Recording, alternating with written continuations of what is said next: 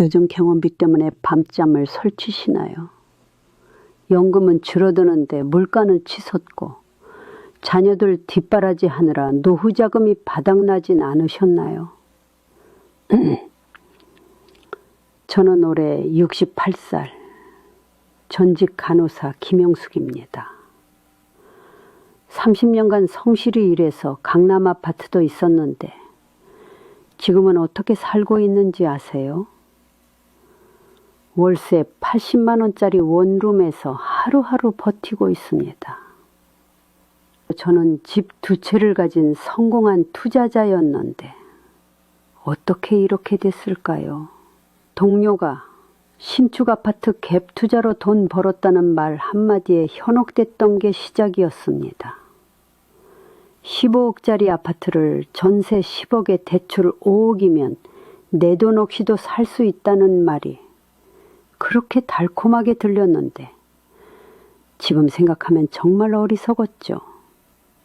처음엔 집값이 올라서 좋았지만 금리가 오르고 전세가가 떨어지면서 악몽이 시작됐습니다.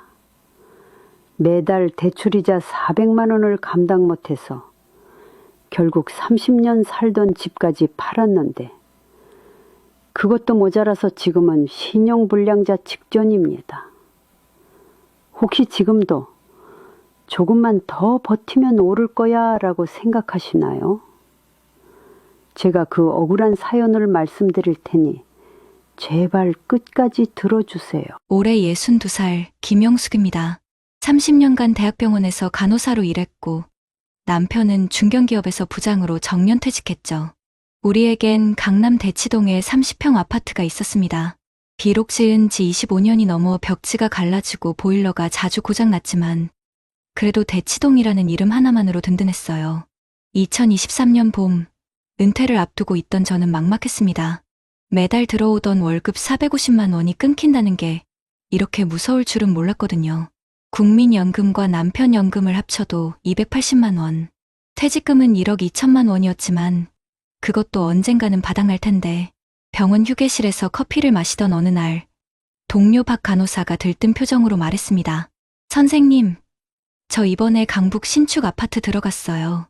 17억인데 전세 12억에 대치동 담보 대출 5억으로 해결했거든요. 벌써 시세가 18억이래요. 순간 귀가 번쩍 뜨였습니다. 내 돈 거의 안 들이고 집을 산다고요? 그날 밤 남편에게 조심스럽게 꺼냈습니다. 거실 탁자 위에 계산기를 놓고 앉아있던 남편은 고개를 저었어요. 여보, 위험한 거 아니야? 하지만 제 머릿속엔 이미 17억 마이너스 12억 마이너스 5억 0원이라는 계산이 맴돌고 있었습니다. 며칠 뒤 우리는 부동산 중개업소를 찾았습니다. 50대 초반의 중개사는 자신만만하게 말했죠. 사모님, 강북 신축은 앞으로 최소 25억까지 갑니다. 지금이 기회예요. 계약서에 도장을 찍는 순간 손이 떨렸습니다. 하지만 곧 2채의 집주인이 된다는 생각에 가슴이 벅차올랐어요. 처음 6개월은 꿈만 같았습니다. 강북 아파트에 전세입자가 바로 들어왔고 대출이자는 전세금으로 충당됐죠.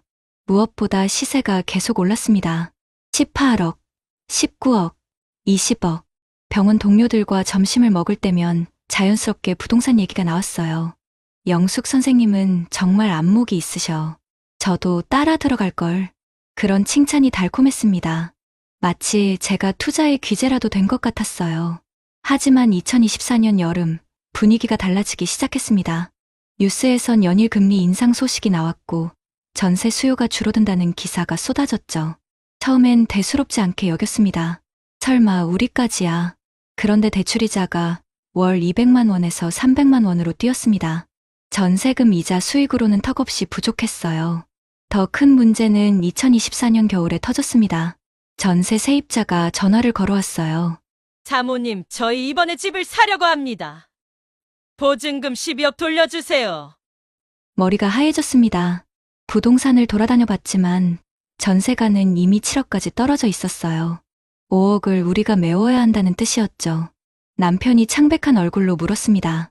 여보, 5억을 어디서 구해? 퇴직금은 이미 생활비로 많이 줄어들었고 예금은 3천만 원뿐. 당장 5억이라니 중개사를 찾아갔더니 어깨를 으쓱하며 말했습니다. 요즘 시장이 이래요. 작년 같았으면 바로 맞췄을 텐데 불과 1년 전 25억은 기본이라던 바로 그 사람이었습니다. 그날 밤 대치동 집을 둘러봤습니다. 아이들 키 재던 문틀에 연필 자국, 명절마다 온 가족이 모이던 거실. 30년의 추억이 고스란히 배어 있었어요. 남편이 중얼거렸습니다. 대치동이라도 팔아야겠지. 가슴이 찢어지는 것 같았습니다. 하지만 다른 방법이 없었어요. 조금만 더 버티면 다시 오를 거야. 제가 남편을 설득했습니다. 아니, 스스로를 설득하려 했던 것 같아요. 우리는 은행에서 5억을 추가 대출받아 전세금을 돌려줬습니다. 그 순간부터 지옥이 시작됐어요. 매달 나가는 이자만 350만 원. 연금 280만 원으로는 턱없이 부족했죠. 통장을 펼쳐보던 남편의 손이 떨렸습니다. 여보, 매달 70만 원씩 적자야. 이러다 1년도 못 버텨. 생활은 빠르게 무너졌습니다. 마트에 가면 고기 코너는 아예 지나쳤고 장바구니엔 콩나물과 두부만 담았어요. 손녀가 놀러와서 할머니 아이스크림 사주세요 할 때 지갑을 열 수 없다는 게 그렇게 서러웠습니다. 더 참담한 건 시세였어요. 강북 아파트는 20억에서 15억, 14억, 급기야 13억까지 떨어졌습니다. 매일 아침 부동산 앱을 확인하는 게 고문 같았어요. 2025년 봄, 더는 버틸 수 없었습니다. 결국 대치동 집을 내놨어요. 중개사는 냉정하게 말했죠. 금매 아니면 안 나갑니다. 10억 5천에 내놔야 겨우 거래될 거예요. 15억은 받을 줄 알았던 집을 10억 5천에. 하지만 선택의 여지가 없었습니다. 계약서에 도장을 찍던 날, 제 손은 덜덜 떨렸어요. 30년 살던 집을 떠나는 날, 현관문을 나서며 뒤돌아봤습니다. 낡았지만 정든 우리 집, 눈물이 왈칵 쏟아졌어요. 대치동 집을 판 돈으로 대출금을 갚고 난이 남은 건 2천만 원뿐이었습니다. 우리는 신림동의 작은 빌라로 이사했어요. 보증금 1억 5천, 월세 80만 원. 첫 달 월세를 낼 때 통장에서 80만 원이 빠져나가는 걸 보며 무너져 내렸습니다. 평생 남의 집 월세를 낸 적 없던 제가 68살에 월세살이를 시작한 거예요. 마트에서 병원 후배를 만났을 때였습니다. 선생님, 강북 아파트는 어떠세요? 저는 억지로 웃으며 대답했어요. 아, 네. 잘 지내고 있어요. 집을 다 잃고 월세살이 한다는 말은 차마 할 수 없었습니다. 그런데 더 큰 시련이 기다리고 있었어요. 강북 아파트도 결국 처분해야 했습니다. 매달 대출이자를 낼 수 없었거든요. 13억에 금매로 내놨지만 11억 8천에 겨우 팔렸습니다. 17억에 산 집을 11억 8천에 판 거예요. 대출금을 다 갚고 나니 손에 쥔 건 아무것도 없었습니다. 아니, 오히려 마이너스였죠. 지금 우리 부부의 전 재산은 빌라 보증금 1억 5천만 원과 통장에 800만 원이 전부입니다. 매달 월세 80만 원, 관리비 15만 원, 생활비, 연금 280만 원으로는 빠듯해요. 어제는 남편이 편의점 아르바이트를 알아보러 나갔습니다. 70살 남편이 최저시급 1,030원을 받으며 일해야 하는 현실. 제가 만든 거예요. 밤마다 후회가 밀려옵니다. 그때 욕심 부리지 않았다면, 대치동 집만 지켰다면, 지금쯤 재건축으로 새 아파트에서 편히 살고 있을 텐데, 하지만 이미 엎질러진 물입니다. 며칠 전 손녀가 놀러 왔어요. 아이가 제 손을 잡으며 말했습니다. 할머니 집 좁아졌어요. 전에 집이 더 좋았는데. 순간 눈물이 핑 돌았지만 억지로 웃으며 대답했어요. 그래도 할머니는 너랑 같이 있어서 행복해. 그게 진심이었습니다. 집은 잃었지만 가족은 여전히 곁에 있으니까요. 요즘 저는 동네 복지관에서 자원봉사를 합니다. 저보다 더 어려운 어르신들을 보며 깨달았어요. 건강하게 일할 수 있다는 것만으로도 감사하다는 걸. 남편도 달라졌습니다. 편의점 일을 시작한 뒤로 오히려 표정이 밝아졌어요. 여보, 일하니까 사는 것 같아. 집에만 있을 때보다 훨씬 좋아. 비록 작은 빌라지만 저녁마다 된장찌개 끓여놓고 남편을 기다리는 일상. 그게 이제는 소중합니다. 제 이야기를 들으신 분들께 간절히 부탁드립니다. 노후 자산에 욕심 부리지 마세요. 특히 담보대출로 투자하는 건 절대 금물입니다. 남의 성공담에 현혹되지 마세요. 그 사람에겐 운이 따랐을 수도 있고 숨겨진 조건이 있을 수도 있습니다. 무엇보다 지금 가진 것의 소중함을 아세요. 저처럼 다 잃고 나서야 깨닫지 마시고요. 오늘도 저는 80만 원짜리 월세 방에서 하루를 시작합니다. 하지만 포기하지 않았어요. 아직 건강하고 사랑하는 가족이 있으니까요. 혹시 지금 투자 욕심에 흔들리고 계신가요? 제 빈 통장을 보여드리고 싶습니다. 욕심이 만든 빈 통장. 하지만 이제는 다시 채워나갈 겁니다. 천천히, 하지만 정직하게. 어떠시나요? 위의 사례는 정말 비참하고 서글픈 인생 아닌가요? 하지만 지금부터 소개해드리는 사례는 정반대의 선택으로 행복한 노후를 보내고 있는 분을 소개해드리겠습니다. 저는 올해 67살 박정희입니다. 30년간 초등학교 교사로 일했고 남편은 시청 공무원으로 정년퇴직했죠. 우리도 서울 노원구에 32평 아파트가 있었습니다. 지은 지 20년 넘은 낡은 아파트였지만 우리 가족의 보금자리였어요. 2023년 봄, 은퇴를 앞두고 저도 불안했습니다. 하지만 저는 앞선 사례의 김영숙 씨와는 다른 선택을 했죠. 교무실에서 동료 교사가 흥분된 목소리로 말했습니다. 정희 선생님, 저 이번에 갭 투자로 집 샀어요. 대출받아서 전세 끼고 들어갔는데 벌써 시세가 올랐대요. 순간 귀가 솔깃했지만 저는 조용히 물었습니다. 그래? 대출이자는 감당할 만해? 아, 그게 좀 부담스럽긴 한데 집값이 계속 오르니까 괜찮을 거예요. 그날 저녁 남편에게 그 얘기를 했더니 남편이 진지하게 말했어요. 여보, 우리는 이미 집이 있잖아. 욕심내지 말자. 사실 저도 같은 생각이었습니다. 우리에겐 이미 충분했으니까요. 대신 저희는 다른 준비를 시작했습니다. 먼저 저희의 노후 자산을 꼼꼼히 계산해봤어요. 제 교원연금 월 220만 원, 남편 공무원연금 월 180만 원. 이것만으로도 매달 400만 원의 고정 수입이 있었고 여기에 평생 아껴 모은 저축 2억 원이 있었습니다. 저희 공무원 부부는 퇴직금이 없는 대신 이렇게 성실하게 부어온 연금과 저축만으로도 충분하다고 생각했어요. 은행 상담사를 만나 조언을 구했습니다. 선생님, 연금이 탄탄하시네요. 목돈은 안전하게 나눠서 관리하시는 게 좋겠습니다. 우리는 1억 5천은 정기예금에 나머지 5천만 원은 비상금으로 보통예금에 넣어두었습니다. 2024년 주변에서 갭 투자 열풍이 불었습니다. 친구들 모임에서도 그 얘기뿐이었어요. 정희야, 너도 해봐. 지금이 기회야. 하지만 저는 웃으며 고개를 저었습니다. 난 지금도 충분해. 욕심내다 잃을까봐 무서워. 실제로 불안한 소식들이 들려왔어요. 금리가 오르고 전세가가 떨어진다는 뉴스가 연일 나왔죠. 그때 남편이 제안했습니다. 여보, 우리 집 리모델링이나 하자. 낡은 곳도 고치고. 좋은 생각이었어요. 3천만 원을 들여 화장실과 주방을 새로 했습니다. 20년 만에 집이 새 집처럼 변했죠. 무엇보다 우리는 건강에 투자했습니다. 매년 종합검진을 받고 일주일에 3번씩 함께 등산을 다녔어요. 동네 수영장에도 등록했죠. 2025년 봄, 앞선 사례 같은 안타까운 소식이 들려왔습니다. 갭 투자 실패로 집을 잃었다는 이야기들. 친구가 전화로 울먹였어요. 정희야, 나 큰일 났어. 전세금 못 돌려줘서 집 팔아야 해. 가슴이 아팠지만 저희가 할 수 있는 건 위로뿐이었습니다. 지금 우리 부부의 일상은 이렇습니다. 아침 6시 남편과 함께 동네 산책로를 걷습니다. 7시에 집에 돌아와 제가 끓인 된장찌개로 아침을 먹죠. 오전엔 각자 취미 생활을 합니다. 저는 동네 도서관에서 그림책 읽어주기 봉사를, 남편은 노인정에서 컴퓨터를 가르쳐요. 점심은 집에서 간단히 먹고 오후엔 함께 문화센터 프로그램에 참여합니다. 요즘은 부부 요가를 배우고 있어요.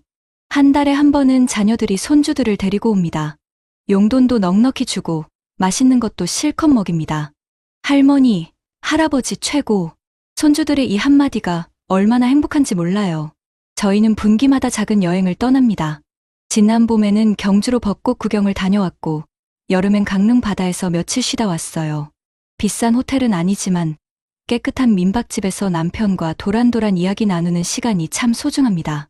여보, 우리 이렇게 살 수 있어서 정말 다행이지?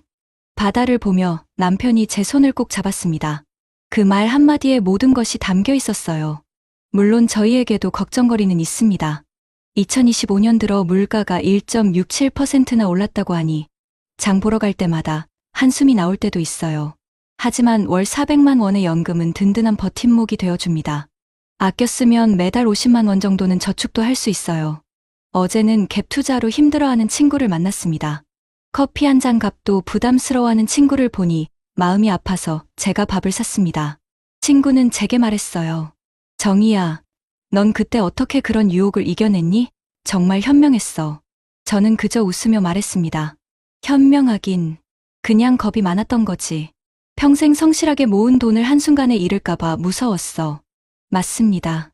저는 특별한 투자 안목이 있었던 게 아니에요. 그저 지키는 것의 중요성을 알았을 뿐입니다. 저희 집 통장은 돈만으로 채워져 있지 않습니다. 매일 아침 남편과 함께 걷는 산책길의 풍경, 도서관 아이들의 초롱초롱한 눈망울, 손주들의 웃음소리, 그리고 무엇보다 밤에 아무 걱정 없이 편히 잠들 수 있는 마음의 평안. 이것들이 제 통장을 가득 채우고 있습니다. 돈은 있다가도 없을 수 있지만 건강과 가족, 마음의 평안은 한번 잃으면 되찾기 어렵다는 걸 저는 압니다. 제 이야기를 들으시는 여러분께 감히 말씀드립니다. 노후는 불리는 시기가 아니라 지키는 시기입니다. 땀 흘려 모은 소중한 자산을 위험한 곳에 던지지 마세요. 남의 성공담이 내 것이 될 거라는 환상을 버리세요. 세상에 공짜는 없습니다. 달콤한 유혹 뒤에는 반드시 가시가 숨어 있습니다. 가장 중요한 것은 지금 당신 곁에 있는 것들입니다. 낡았지만 편안한 우리 집, 티격태격해도 늘 내 편인 배우자, 그리고 건강한 몸. 이것만큼 확실한 노후 자산은 없습니다. 오늘 저녁, 저희 부부는 새로 리모델링한 깨끗한 주방에서 함께 저녁을 준비할 겁니다. 남편은 찌개를 끓이고 저는 나물을 무치겠죠. 특별할 것 없는 평범한 일상이지만 저는 이 시간이 세상 무엇과도 바꿀 수 없이 행복합니다. 욕심을 버리니 비로소 보이는 것들. 저는 지금 제 삶에 진심으로 만족합니다. 부디 여러분도 저처럼 평온한 노후를 맞이하시길 바랍니다. 저희 부부는요, 주변에 누가 얼마를 벌었다더라 하는 뜬소문 대신에 차가운 숫자와 냉정한 현실을 먼저 들여다보기로 했습니다. 당장 서점에 가서 노후 재무 설계에 관한 책 몇 권을 사서 읽고 인터넷으로 신뢰할 만한 기관들의 자료들을 밤늦게까지 찾아봤죠. 그때 저희가 마주했던 현실은 달콤한 성공 신화와는 거리가 아주 멀었습니다. 우선 통계청에서 매년 발표하는 가계금융복지 조사를 보고 저희는 깜짝 놀랐습니다. 2024년 자료를 보니 우리나라 60대 이상 가구의 평균 부채가 무려 8천만 원에 육박하더군요. 평생 일해서 빚을 다 갚아도 시원찮을 나이에 오히려 많은 분들이 여전히 큰 빚을 지고 있다는 뜻이었죠. 더 무서웠던 건 소득 대비 부채 비율이 다른 연령층에 비해 결코 낮지 않다는 사실이었습니다. 은퇴로 소득은 끊겼는데 대출 원리금 상환 부담은 그대로 남아있는, 그야말로 소득 절벽에 서 있는 가구가 너무나도 많았던 겁니다. 이런 상황에서 집을 담보로 또 수억 원의 빚을 내는 건 외줄 위에 서서 일부러 눈을 가리는 것과 같다고 생각했어요. 한 저명한 경제연구소의 보고서에서는 당시 상황을 이렇게 진단하더군요. 금리 인상기에는 부동산과 같은 자산 가치의 변동성이 극도로 커지며 특히 레버리지, 즉 빚을 이용한 투자는 자산을 불리는 지렛대가 아니라 가계를 무너뜨리는 망치가 될 수 있다고요. 실제로 한국은행의 자료를 보면 기준금리가 단 1%만 올라도 가계가 추가로 부담해야 할 이자가 수십조 원에 달한다는 분석이 있었습니다. 월 400만 원의 연금으로 사는 저희에게 매달 수백만 원의 이자 폭탄은 감당할 수 없는 재앙이었습니다. 더 깊이 파고들다 보니 이건 단순히 경제만의 문제가 아니라는 걸 깨달았습니다. 해외의 유명한 행동경제학 연구들을 찾아보니 사람들이 왜 이런 위험한 투자에 빠지는지에 대한 설명이 있더군요. 노벨 경제학상을 받은 한 심리학자의 이론에 따르면 사람은 이익을 얻는 기쁨보다 손실을 보는 고통을 훨씬 더 크게 느낀다고 합니다. 이걸 손실 회피 성향이라고 부르더군요. 저희 같은 은퇴자에게 이 이론을 적용해보면 답은 명확했습니다. 투자를 통해 1억을 더 버는 기쁨보다 평생 모은 자산 1억을 잃는 고통이 정신적으로 몇 배는 더 파괴적이라는 거죠. 노후 자산은 한 번 잃으면 다시 벌 기회조차 없으니까요. 그런데 왜 사람들은 투자를 할까요? 바로 군중심리 때문이었습니다. 주변 사람들이 모두 부동산으로 돈을 버는 것처럼 보이면 나만 뒤처지는 것 같은 불안감, 즉 포모에프오에모 현상을 느끼게 되고 결국 비이성적인 판단을 내리게 된다는 겁니다. 한국보건사회연구원의 한 보고서에서도 비슷한 지적이 있었습니다. 우리나라 노년층이 금융사기나 고위험 투자에 취약한 이유 중 하나로 사회적 관계망에서 오는 압박감을 꼽았습니다. 친구 따라 강남 가듯 옆집 사람이 투자로 성공했다는 말 한마디에 평생 모은 노후 자금을 섣불리 던지는 경우가 비일비재하다는 분석이었죠. 그 글을 읽으며 남편과 저는 서로의 얼굴을 마주봤습니다. 여보, 우리 친구들 이야기에 흔들리지 말고 우리만의 원칙을 세우자. 첫째, 노후 자산으로는 절대 빚을 내지 않는다. 둘째, 모르는 분야에는 절대 투자하지 않는다. 셋째, 우리 집은 투자의 대상이 아니라 우리 삶의 터전임을 잊지 않는다. 그날 밤, 저희는 꽉 찬 통장을 만드는 것보다 텅 빈 마음으로 잠들지 않는 것이 훨씬 더 중요하다는 사실을 가슴 깊이 새겼습니다. 그래서 저희는 뜬구름 잡는 투자 계획서 대신 낡은 우리 집의 리모델링 견적서를 받아 들었던 겁니다. 모래 위에 성을 쌓기보다 우리가 가진 단단한 성을 더 아늑하고 튼튼하게 보수하는 쪽을 선택한 거죠. 그렇다면 여러분, 저처럼 특별한 연금이 없거나 이미 경제적 어려움에 처한 분들은 어떻게 해야 할까요? 그저 한숨만 쉬며 운명을 탓해야 할까요? 절대 그렇지 않습니다. 제가 은퇴를 준비하며 알게 된 사실은 우리가 몰라서 찾아가지 못할 뿐, 대한민국 정부와 우리 동네 지자체에는 생각보다 든든한 안전망글이 마련되어 있다는 겁니다. 전문가들은 이구동성으로 말합니다. 노후 위기의 첫 번째 해결책은 고립에서 벗어나 도움을 요청하는 용기라고요.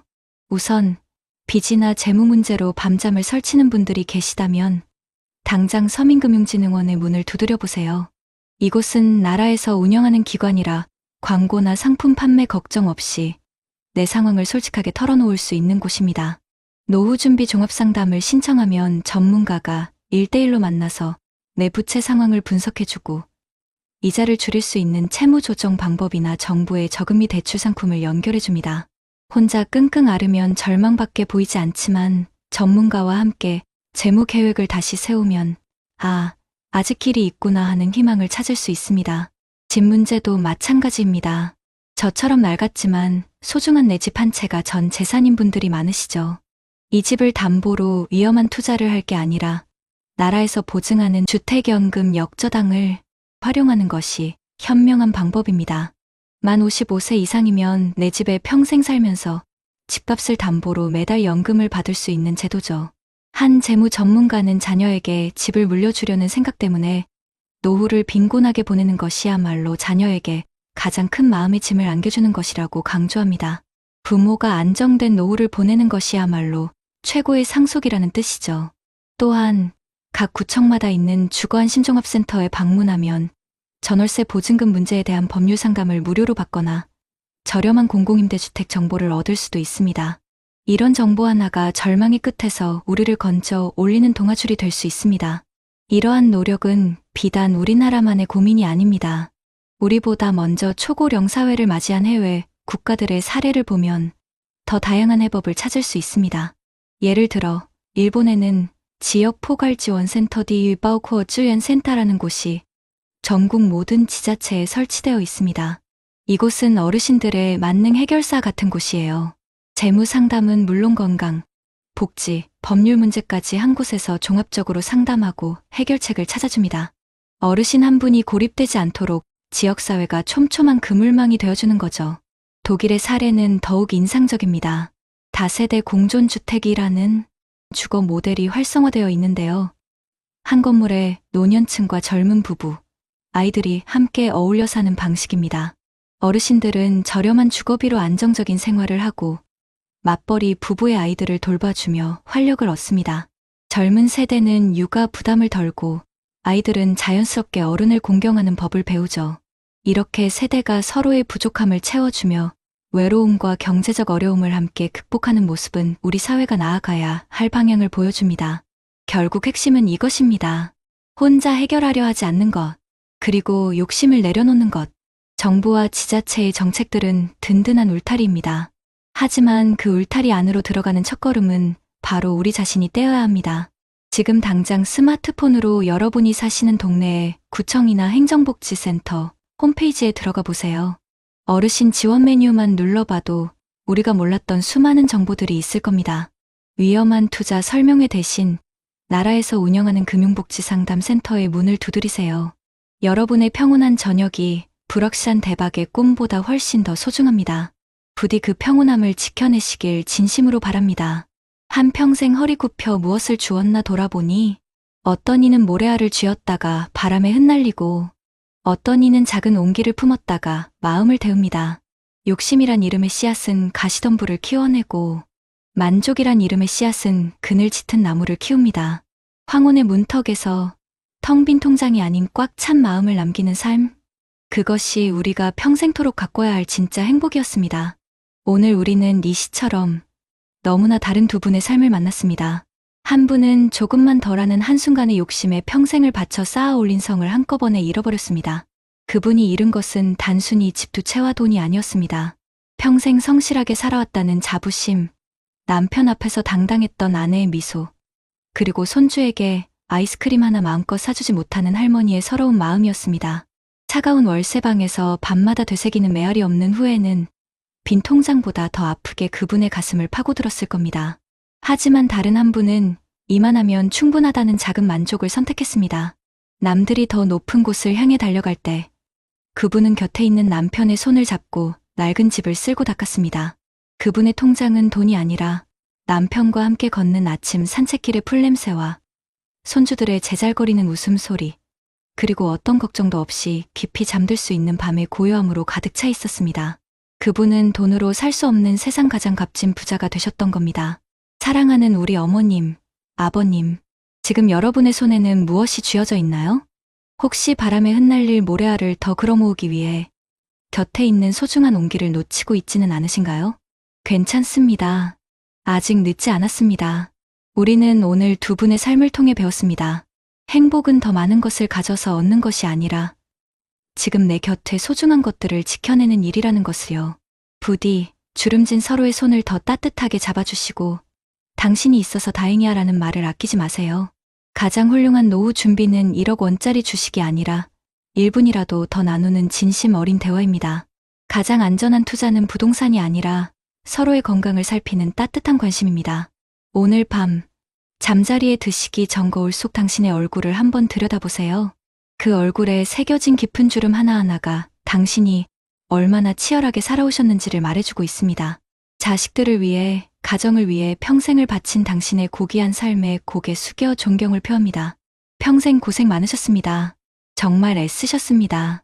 당신은 그 누구보다 행복할 자격이 있는 세상에서 가장 귀한 분입니다. 부디 당신의 남은 날들이 걱정이 아닌 평안으로, 후회가 아닌 감사로 가득하기를 진심으로 기도하겠습니다. 퇴직 6개월 만에 노량진 자격증 학원에 등록한 61세 남성. 이유는 단 하나였습니다. 돈이 다 떨어졌거든요. 일자리는 없고 국민연금은 턱없이 부족하고 결국 책상 앞에 다시 앉았습니다. 여러분, 이런 이야기 들으면 남 얘기 같으신가요? 경기도 수원에 사는 61세 김진수 씨는 35년 직장 생활을 마치고 퇴직 후 처음으로 백수가 되었습니다. 하지만 퇴직 후 3개월이 지나자 모든 게 달라졌습니다. 매달 통장에서 빠져나가는 고정비, 가족의 눈치, 은근한 소외감. 결국 김 씨는 생애 처음으로 전기기사 자격증을 준비하기 위해 노량진에 올라왔습니다. 아버지, 그냥 좀 쉬세요. 라는 자식의 말보다 아버지, 이제 뭐 하세요? 라는 주변의 시선이 더 무서웠다고 합니다. 여러분도 혹시 이런 생각 해보신 적 있나요? 지금 퇴직하면 나는 뭘 할 수 있을까? 지금 준비하지 않으면 나도 저렇게 되는 거 아닐까? 지금 이 순간에도 수많은 50대, 60대가 생존을 위해 노량진으로 향하고 있습니다. 공시생 대신 중장년 자격증 준비생이 줄을 서고 있는 거죠. 여러분은 준비되어 있나요? 아니면 뒤처지고 계신가요? 본격적인 영상 시작 전에 구독과 좋아요는 영상 제작에 정말로 큰 힘이 됩니다. 또한 오늘의 영상에는 위에 말씀드린 내용과 관련된 대한민국에서 일어나고 있는 비참한 사례 한 가지와 그와 반대되는 사례를 소개해드리겠습니다. 여러분들이 다 들어보시고 어느 쪽이 내가 원하는 노후의 인생인지 생각해보시는 시간이 되시기 바라겠습니다. 서울 은평구 응암동 좁은 반지하 월세방 한켠에서 정우식 씨는 오늘도 새벽 5시에 눈을 떴다. 올해로 64, 그에게 아침은 일어나고 싶어서가 아니라 일어나야만 해서 시작된다. 이불을 개키기 전 그는 늘 통장을 먼저 확인한다. 어제 들어왔어야 할 일용직 인건비가 또 안 들어왔다. 지난주 현장에서는 추가 작업비는 주말에 정산한다고 했지만 벌써 닷새째다. 정 씨는 원래 서울 강서구의 중소철강회사에서 38년을 일했다. 진급은 늦었지만 꾸준히 성실하게 살았다는 평가를 받았고 특별한 일탈도 없었다. 매일같이 새벽 5시 출근, 저녁 8시 퇴근이 몸에 배어 있었다. 퇴직을 앞둔 해 회사에서는 감사하다며 소박한 송별식과 함께 기념패를 건넸다. 마지막 퇴근길, 정 씨는 아내와 돼지국밥을 먹으며 이제는 쉬엄쉬엄 살자고 웃었다. 하지만 그 웃음은 석 달도 가지 못했다. 퇴직금을 일부 쪼개 자녀들의 전세자금과 대학 등록금에 보태주고 나니 손에 남은 금액은 7,500만 원 남짓이었다. 그마저도 아내의 수술비, 본인의 허리디스크 치료비, 고장난 보일러 교체 비용으로 금세 사라졌다. 연금은 매달 58만 원. 아파트는 없고 남은 건 월세 보증금 1,000만 원 뿐이었다. 정 씨는 퇴직 4개월 차부터 아파트 경비직에 지원했다. 10군데를 돌았지만 나이와 허리 상태가 문제였다. 일은 쉽다지만 계단 오르락내리락이 많아 젊은 사람을 뽑는다는 말만 반복해서 들었다. 이후 편의점 야간 근무, 대리운전, 지하철 청소 등도 지원해봤지만 모두 경력 없음, 건강 우려 등을 이유로 고배를 마셨다. 결국 그는 노량진에 있는 전기기능사 자격증 학원에 등록했다. 같은 반에는 자신처럼 퇴직 후 재취업을 준비하는 중장년 남성들이 절반 이상이었다. 하지만 공부는 쉽지 않았다. 80여 명이 수강하는 강의실엔 의자가 부족했고 강사의 설명은 20대 수험생 기준으로 진행됐다. 정 씨는 집에 돌아와도 복습을 할 수 없었다. 눈이 침침해 책이 잘 안 보였고 머리는 자꾸 흩어졌다. 그 와중에도 생활비는 계속 나갔다. 어느 날 그는 수업 도중 졸다가 강사에게 지적을 받았다. 선생님, 이거 시험 볼 사람만 들으세요. 놀 거면 나가시고요. 그 말이 가슴에 비수처럼 꽂혔다. 그날 집에 돌아오는 길에 정 씨는 지하철에서 눈물을 삼켰다. 이 나이에 놀면 안 되는 건 알지만 공부까지 이렇게 치열하게 해야 하나 싶었다. 생활비를 아끼기 위해 그는 하루 한 끼만 먹었다. 점심은 학원 근처에 1,500원짜리 컵밥, 저녁은 컵라면 반 개에 김치 몇 점, 월세 15만 원짜리 반지 하방은 창문도 작아 겨울엔 곰팡이 냄새가 진동했다. 하루는 전기세를 아끼려 히터를 끄고 자다 감기에 걸려 이틀 동안 앓기도 했다. 병원에 가려다 진료비가 없어 편의점 감기약으로 버텼다. 더욱 힘든 건 사람과의 단절이었다. 예전 회사 동료들과의 단톡방은 그가 학원에 다닌다는 말을 꺼낸 후 점점 조용해졌다. 형님, 대단하세요. 라는 말은 처음 몇 번뿐이었다. 자식들과도 연락이 뜸해졌다.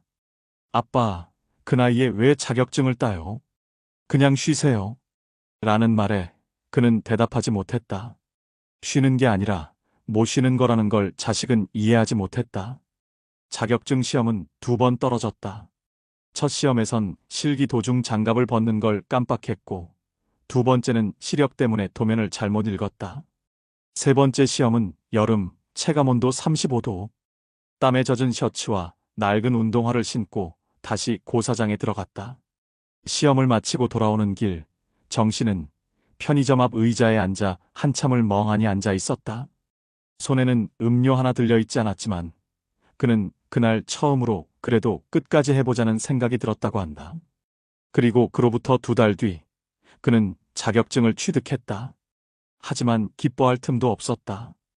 해당 자격증으로 일할 수 있는 현장을 찾는 건 또 다른 싸움이었다. 안전교육, 장비 구입, 실습 경력, 그리고 현장 추천서. 결국 다시 백방으로 전화를 돌리며 하루를 시작하고 있다. 정우식 씨의 이야기는 뉴스에 실리지 않는다. 그는 그저 평범한 60대 남성일 뿐이고 특별히 극적인 사건이 있었던 것도 아니다. 하지만 그런 그가 지금 수십만 명 중 한 사람으로 노량진 학원가에서 또 하루를 버티고 있다. 여러분 어떠시나요? 위의 사례는 정말 비참하고 서글픈 인생 아닌가요? 하지만 지금부터 소개해드리는 사례는 정반대의 선택으로 행복한 노후를 보내고 있는 분을 소개해드리겠습니다. 경남 창원시 성산구의 한 작은 주택가. 이른 아침 정갈하게 정원을 손질하는 80살 어르신이 있습니다. 그의 이름은 문상호, 올해로 83입니다. 지팡이 하나 없이 걷고 매일 오전 9시에는 인근 작은 공방으로 출근합니다. 거기서 그는 자신이 만든 나무 소품을 정리하고 찾아오는 주민들과 커피 한 잔 나누며 하루를 시작합니다. 그는 일한다기보다는 산책 온 기분이라며 웃습니다. 이 노인은 사실 60즈음까지도 그리 눈에 띄는 삶을 살았던 사람은 아니었습니다. 하지만 그는 50대 초반부터 남들보다 조금 이른 결정을 하나씩 내리기 시작했습니다. 문상호 씨는 원래 지역 한 제조업체의 생산팀장으로 일했습니다. 출퇴근 시간은 규칙적이었지만 공장 내부 일은 언제나 바빴고 스트레스도 컸습니다. 그는 46이 되던 해 같은 부서의 동료가 심장질환으로 쓰러지는 모습을 지켜봤습니다. 그날 이후 그는 몸과 돈을 동시에 챙겨야 한다는 결심을 했고 그의 인생 설계는 거기서부터 완전히 달라졌습니다. 첫 번째 결정은 지출 구조를 완전히 재편한 것이었습니다. 월급은 500여만 원 남짓했지만 그는 그중 300만 원만 쓰고 200만 원은 반드시 저축했습니다. 집은 무리해서 대출받아 사지 않고 전셋집에서 살며 대출금 이자는 낭비라 여겼습니다. 사는 건 조금 불편해도 마음이 편하자는 게 그의 신조였습니다. 두 번째 결정은 재무 공부였습니다. 퇴근 후 밤 9시부터는 경제신문과 책을 읽으며 펀드, 채권, ETF 투자에 대해 공부했습니다. 전문가 상담을 받기도 했고 매달 일정 금액을 분산 투자하며 리스크 관리에 집중했습니다. 그는 단 한 번도 영끌이나 몰빵 투자에 휘말린 적이 없습니다. 오히려 IMF 직후 다른 이들이 부동산 폭락으로 고통받을 때 그는 조용히 50평대의 구옥을 전세로 얻고 리모델링해 임대 수익을 받기 시작했습니다. 세 번째 결정은 건강과 관계에 대한 투자였습니다. 정기적으로 병원 검진을 받았고 매주 토요일마다 지역 서예교실에서 활동했습니다. 그곳에서 그는 지금의 아내도 다시 만나게 됐고 인생의 두 번째 봄을 경험하게 됩니다. 그는 돈은 쓰는 곳에 따라 삶을 바꾼다며 자신의 가장 잘 쓴 돈은 서예교실 수강료와 건강검진 비용이라고 말합니다. 60이 되던 해 그는 자녀들에게 말했습니다. 나는 너희를 더 이상 경제적으로 도와주지 않는다. 대신 내가 너희에게 짐이 되지도 않을 거다. 이 말은 자녀에게는 차가웠을지 몰라도 오히려 가족 간 경계와 책임을 명확하게 나누는 계기가 되었습니다. 자녀들은 부모에게 의존하지 않고 자립했고 그는 자신의 자산을 오롯이 노후 설계에 집중할 수 있었습니다. 그가 퇴직하던 해 그의 손에는 약 3억 8천만 원의 순자산이 있었습니다. 여기엔 집 한 채, 임대 수익 월 250만 원, 금융, 자산 약 1억 3천만 원이 포함됐습니다. 그 이후 그는 자신이 살 집을 줄이고 반전세 소형 주택으로 이사하며 나머지 금액은 장기 요양보험, 건강보험, 여행기금, 문화활동기금 등으로 나누어 별도 관리했습니다. 무엇보다도 그는 시간과 여유라는 가치를 중심에 두는 삶을 살기 시작했습니다. 칠순에는 한국산학력 검정시험에 도전했고 70세에는 고양이 쉼터 자원봉사자로 활동했습니다.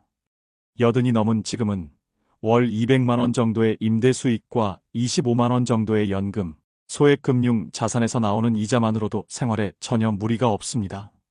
자녀들에게는 돌아가신 후 나오는 유산은 없다고 이미 선언했고 그 역시 줄 것도 없고 받을 것도 없다며 자녀들과의 관계도 의존 없이 안정적입니다. 문상호 씨의 하루는 매우 규칙적입니다. 새벽 6시 기상, 아침은 늘 직접 만든 미역국과 잡곡밥. 오전 9시 공방 도착, 12시 근처 시장 통닭집에서 점심. 오후엔 공방에서 나무를 다듬고 방문객과 이야기 나누다 3시쯤 집으로 돌아옵니다. 저녁엔 하루 한 잔의 맥주와 함께 뉴스를 보고 손자 손녀와 영상통화로 하루를 마무리합니다. 그는 요즘도 일주일에 한 번 지역 도서관에서 노후 경제 설계라는 이름으로 강연을 합니다. 들어온 수강료는 모두 사회복지공동모금회에 기부하며 그는 이제는 돈이 아닌 경험이 사람을 살린다는 말을 자주 남깁니다. 문상호 씨는 특별히 유명하지도 많은 돈을 번 것도 아닙니다. 그저 조금 더 일찍, 조금 더 단단하게 노후를 준비한 평범한 사람입니다. 하지만 그는 지금 누구보다 자유롭고 당당한 인생을 살아가고 있습니다. 창문 너머로 들어오는 햇살을 맞으며 커피를 내리는 그의 표정은 누구보다 젊고 빛나 보였습니다. 사례에서 살펴본 정우식 씨와 문상호 씨처럼 퇴직 이후의 삶은 같은 나이라도 전혀 다른 결과로 이어질 수 있습니다. 실제로 고령층의 노동시장 재진입은 세계적인 과제로 떠오르고 있으며 이에 대한 국제 통계와 연구들은 다양한 관점을 제시하고 있습니다.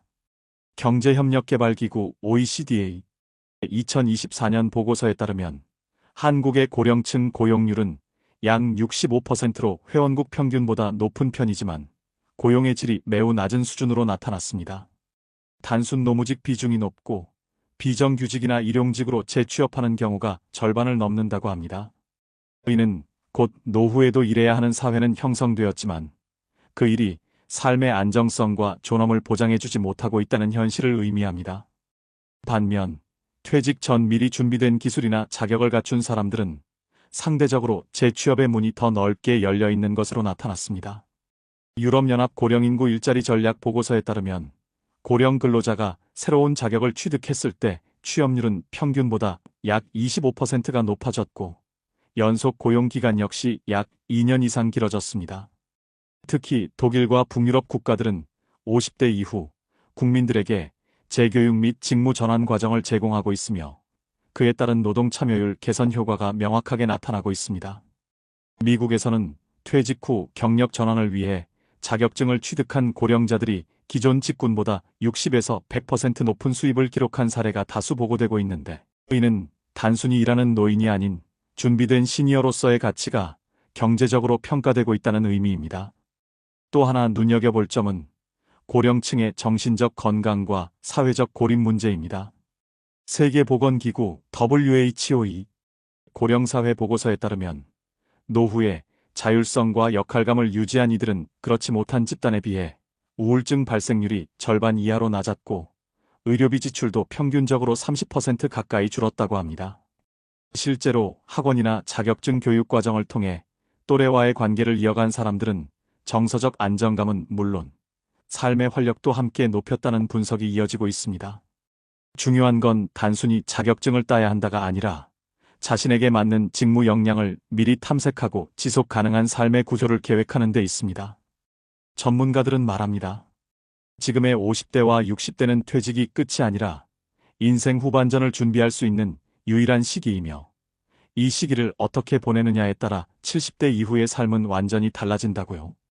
특히 세계 각국이 인구 고령화를 맞아 점점 노년층의 노동력에 주목하고 있는 만큼 단순한 체력 중심이 아닌 기술 기반, 자격 기반 일자리 전환이 필수적이라는 것이 글로벌 경제의 공통된 결론입니다. 중장년층이 새로운 기술을 익히는데 늦었다는 인식은 이제 더 이상 설 자리가 없으며 실질적인 준비만 되어 있다면 여전히 많은 기업과 사회가 이들을 필요로 하고 있다는 점을 우리는 반드시 기억해야 합니다. 지금의 선택이 단순한 시험 한 번으로 끝나는 것이 아니라 이후 10년, 20년의 삶의 안정성과 존엄을 좌우하는 시작점이 될 수 있다는 사실. 이 흐름은 한국만의 이야기가 아니라 전 세계 고령화 사회가 함께 고민하고 움직이는 방향이라는 점에서 더 큰 의미를 지닙니다. 그렇다면 이런 문제를 해결하려면 우리는 무엇을 어떻게 준비해야 할까요? 먼저 대한민국 각 지자체에서는 이미 고령층을 위한 다양한 일자리 및 교육 연계 프로그램을 운영 중입니다. 서울시의 경우 서울시 50플러스 재단을 통해 만 50세 이상 중장년층에게 커리어 전환, 재교육, 창업 지원 등의 서비스를 종합적으로 제공하고 있습니다. 이곳에서는 전문 컨설턴트와 함께 생애 설계 상담을 받고 실제로 적성에 맞는 직무를 연결받을 수 있으며 컴퓨터 자격증, 회계, 창업 실무 등 실용 중심의 강좌가 무료 혹은 소액의 비용으로 제공됩니다. 또 경기도는 뉴잡루 자부 프로그램을 통해 퇴직자와 고령층을 대상으로 전기기술, 주택관리 사회복지사 자격증 연계 과정을 운영하며 교육 수료 후에는 실제 지역사회 복지시설, 공동주택 등으로 취업 연결까지 이어지는 구조를 갖추고 있습니다. 대전시 역시 5060 경력개발센터를 통해 퇴직 전문 인력을 지역 스타트업, 사회적 기업 등과 매칭하는 플랫폼을 구축했고, 광주광역시는 시니어 인턴십 사업을 확대해 월 최대 60만 원까지의 인건비를 보조해주는 제도를 시행 중입니다. 특히 강원도 강릉시는 중장년 기술기초학교를 운영해 요양보호사, 간호조무사, 바리스타 등 실생활에 밀접하고 고용 연계가 빠른 분야를 중심으로 교육과 현장 실습을 병행하고 있으며 해당 과정 수료 시 실제 취업률은 50%를 넘고 있습니다.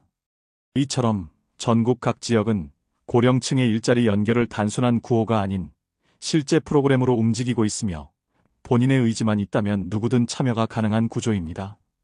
여기에 더해 해외 사례를 참고해보는 것도 좋은 방향입니다. 일본은 이미 고령화에 선제적으로 대응한 대표 국가로 생애 현역이라는 정책 슬로건 아래 정년 이후에도 지속 가능한 근무를 장려하고 있습니다.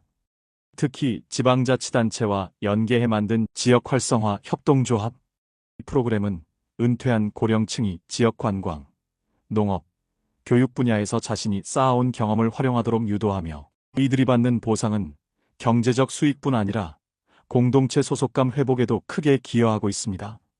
핀란드는 국가 차원에서 노년 전문 커리어 멘토링 시스템을 통해 퇴직 전후의 중장년에게 경력 재설계와 학습 경로를 제시하며 이 과정을 통해 새롭게 창업하거나 사회적 기업에 재취업한 고령자의 비율이 매년 증가하고 있습니다. 우리나라 역시 이런 방향으로 점차 정책을 확장해가는 추세이며 특히 2024년부터는 고용노동부 주관으로 전국민 평생직업 능력개발 지원체계 구축이 본격화되어 고령층도 맞춤형 직업교육을 온라인과 오프라인을 통해 자유롭게 받을 수 있게 되었습니다. 이런 제도와 흐름 속에서 개인이 해야 할 가장 중요한 일은 현실을 직시하고 움직이는 것입니다. 자격증은 단순히 시험을 통과하는 것이 아니라 이후 실전에서 활용할 수 있는 역량을 갖추기 위한 수단이며 가능하다면 자신의 경력이나 관심사와 맞닿아 있는 분야로 도전하는 것이 장기적으로 훨씬 효과적입니다. 또한 지자체에서 제공하는 취업 상담, 무료 컨설팅, 심리 코칭, 중장년 커뮤니티 등은 단순한 정보 제공을 넘어 실질적인 생활 연결망을 만드는 역할까지 수행하고 있기 때문에 반드시 활용해보는 것이 좋습니다. 이제는 국가와 사회도 고령층을 소비자가 아닌 생산자로 인식하고 있고 기술이 발전함에 따라 시니어 세대도 충분히 디지털과 연결된 일에 참여할 수 있는 환경이 마련되고 있습니다. 그렇다면 남은 것은 선택입니다. 준비된 사람만이 변화하는 구조 속에서 기회를 얻을 수 있으며 이 기회는 이미 전국 곳곳에서 여러분을 기다리고 있습니다. 중요한 건 망설이기 전에 한 걸음이라도 먼저 내딛는 것. 그것이 결국 노후를 바꾸는 첫 시작이 될 것입니다. 햇살은 누구에게나 공평하게 내리지만 그 햇살을 맞을 준비는 각자 다르다. 여러분 기억하시죠? 퇴직 후 생계를 위해 노량진 자격증 학원으로 향했던 정우식 씨. 60대 중반의 나이에 하루 한 끼로 끼니를 때우며 반지 하방에서 추위를 견디고 눈물 젖은 책상 앞에 다시 앉아야 했던 그분의 인생은 어쩌면 우리 중 누구에게라도 닥칠 수 있는 이야기입니다. 그리고 반대로 50대부터 차곡차곡 인생을 설계하며 정년 이후에도 소박한 공방을 운영하고 삶을 나누고 여유를 음미하며 83세 오늘을 평온하게 맞이하고 있는 문상호 씨. 그분의 이야기는 지금도 늦지 않았다고, 우리가 지금부터라도 할 수 있는 일이 있다고 조용히 말해주는 희망의 목소리입니다. 행복한 노후는 누군가의 특권이 아닙니다.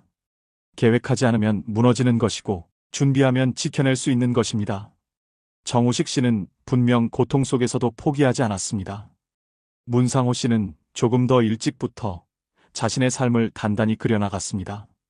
이 두 사람의 이야기는 우리에게 묻고 있습니다. 여러분은 어떤 선택을 하시겠습니까? 지금의 내 하루가 과연 내 노후를 지켜줄 수 있을까요?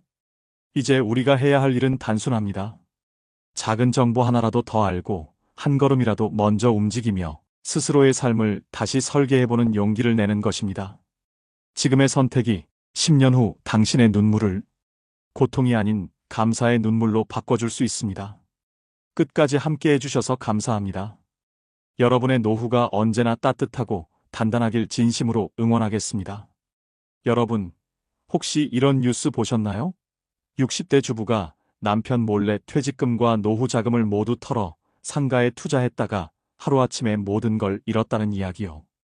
여러분이라면 어땠을까요? 요즘 물가는 오르고 금리는 치솟고 돈 불리기가 점점 더 어려워지고 있습니다. 그러다 보니 은행 이자로는 답이 없다. 상가라도 사두면 월세가 들어오겠지라는 생각으로 부동산 투자에 뛰어드는 분들이 많아졌습니다. 하지만 정말 안전할까요? 5억에 산 내 상가가 2억에 경매로 넘어간다면 매달 700만 원씩 대출이자는 쌓여가고 세입자는 몇 달째 들어오지 않는다면 이런 일이 실제로 벌어지고 있습니다. 지금 상가 투자를 고민하고 계신가요? 혹은 이미 투자하셨나요? 이 영상을 끝까지 보셔야 하는 이유가 바로 여기에 있습니다. 여러분이 선택하기 전에 반드시 알아야 할 것들, 지금부터 알려드리겠습니다. 본격적인 영상 시작 전에 구독과 좋아요는 영상 제작에 정말로 큰 힘이 됩니다. 또한 오늘의 영상을 평상시 가족처럼 깊게 생각하는 지인이 있다면 그분에게 꼭 공유해 주셔서 함께 행복한 인생을 보내시기를 바라겠습니다. 여러분, 혹시 상가 투자가 노후 대비의 안전한 선택이라고 생각하시나요? 오늘 이야기할 박순희 씨의 사례를 들어보세요. 60대 전업주부였던 박 씨는 남편 몰래 퇴직금과 노후 자금 5억 원을 투자해 상가를 분양받았습니다. 주변 사람들 모두 이제 편하게 월세 받으며 살겠다고 부러워했죠. 하지만 몇 년이 지난 지금 그녀는 어떻게 되었을까요? 62세 박영희 씨. 평생을 가정에 헌신하며 살아온 그녀는 남편이 오랜 직장 생활을 마치고 퇴직할 무렵 한 가지 결심을 했다. 남편이 어렵게 모은 퇴직금 2억 원과 노후 대비로 따로 저축해둔 3억 원을 활용해 상가 투자를 하기로 한 것이다. 남편에게는 말하지 않았다. 이제 와서 걱정을 끼칠 필요는 없지. 어차피 좋은 기회인데 내가 나서서 우리 가족을 위해 준비하면 되는 거야. 결정적인 계기는 친구 모임에서 들은 이야기였다. 그 같은 또래의 친구들이 하나둘씩 상가를 사두면 매달 월세가 꼬박꼬박 들어오니까 은행 이자보다 훨씬 낫다고 했다. 특히 2021년 수도권 인근의 한 신도시에 새로 조성되는 상업지구에 대한 이야기가 돌았다. 여기가 요즘 뜨는 곳이라는데 임대 걱정 없이 월세 받을 수 있다더라. 우리 남편도 하나 계약했어. 한 친구의 말에 영희 씨는 귀가 솔깃했다. 집에 돌아와 인터넷을 찾아보니 핫플레이스 상가, 투자 즉시, 수익 보장, 유동인구 하루 2만 명 이상 같은 문구가 눈길을 사로잡았다.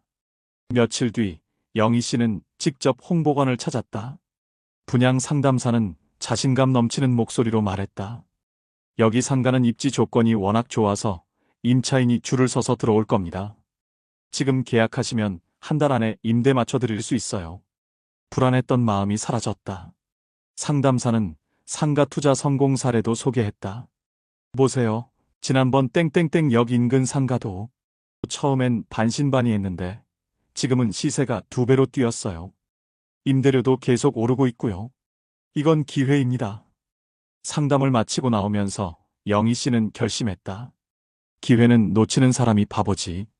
내가 직접 계약하고 나중에 남편에게 말하면 좋아하겠지.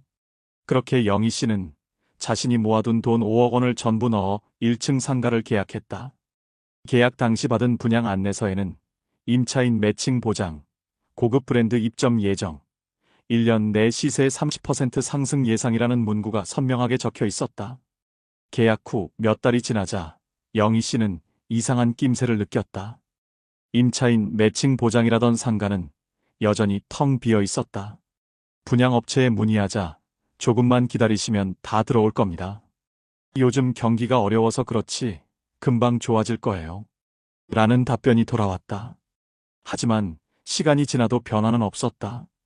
같은 상가 건물의 다른 점포들도 공실이었고 이따금 몇 곳이 문을 열어도 얼마 지나지 않아 폐업했다. 그러던 어느 날 남편이 우연히 은행 계좌를 확인하다가 모든 돈이 빠져나간 걸 보고 깜짝 놀랐다. 영희야, 이거 뭐야? 퇴직금이 다 어디 갔어? 남편의 다급한 목소리에 영희 씨는 당황했다. 결국 모든 사실을 털어놓자 남편의 얼굴이 굳어졌다. 당신 나한테 한마디 상의도 없이 이 돈을 다 썼다고? 부부싸움은 몇 시간 동안 이어졌다. 남편은 내가 평생 벌어놓은 돈을, 그것도 노후 자금까지 전부 쏟아부었다고? 라며 분노했고, 영희 씨는 당신이 몰라서 그렇지. 다들 이렇게 투자해. 우리도 이제 월세 받으면서 살면 돼. 라고 항변했다. 하지만 남편의 말이 이어졌다. 월세 받는다면서 임차인은 어디 있어? 대출이자만 나가고 있잖아. 이거 괜찮은 거 맞아? 남편의 말이 머릿속에서 맴돌았다. 대출이자만 매달 800만 원. 남은 돈도 없고 임대료는커녕 공실 상태가 계속되고 있었다. 불안감이 커졌다. 설마 이게 잘못된 투자였던 걸까? 그제야 영희 씨는 주변을 둘러보았다.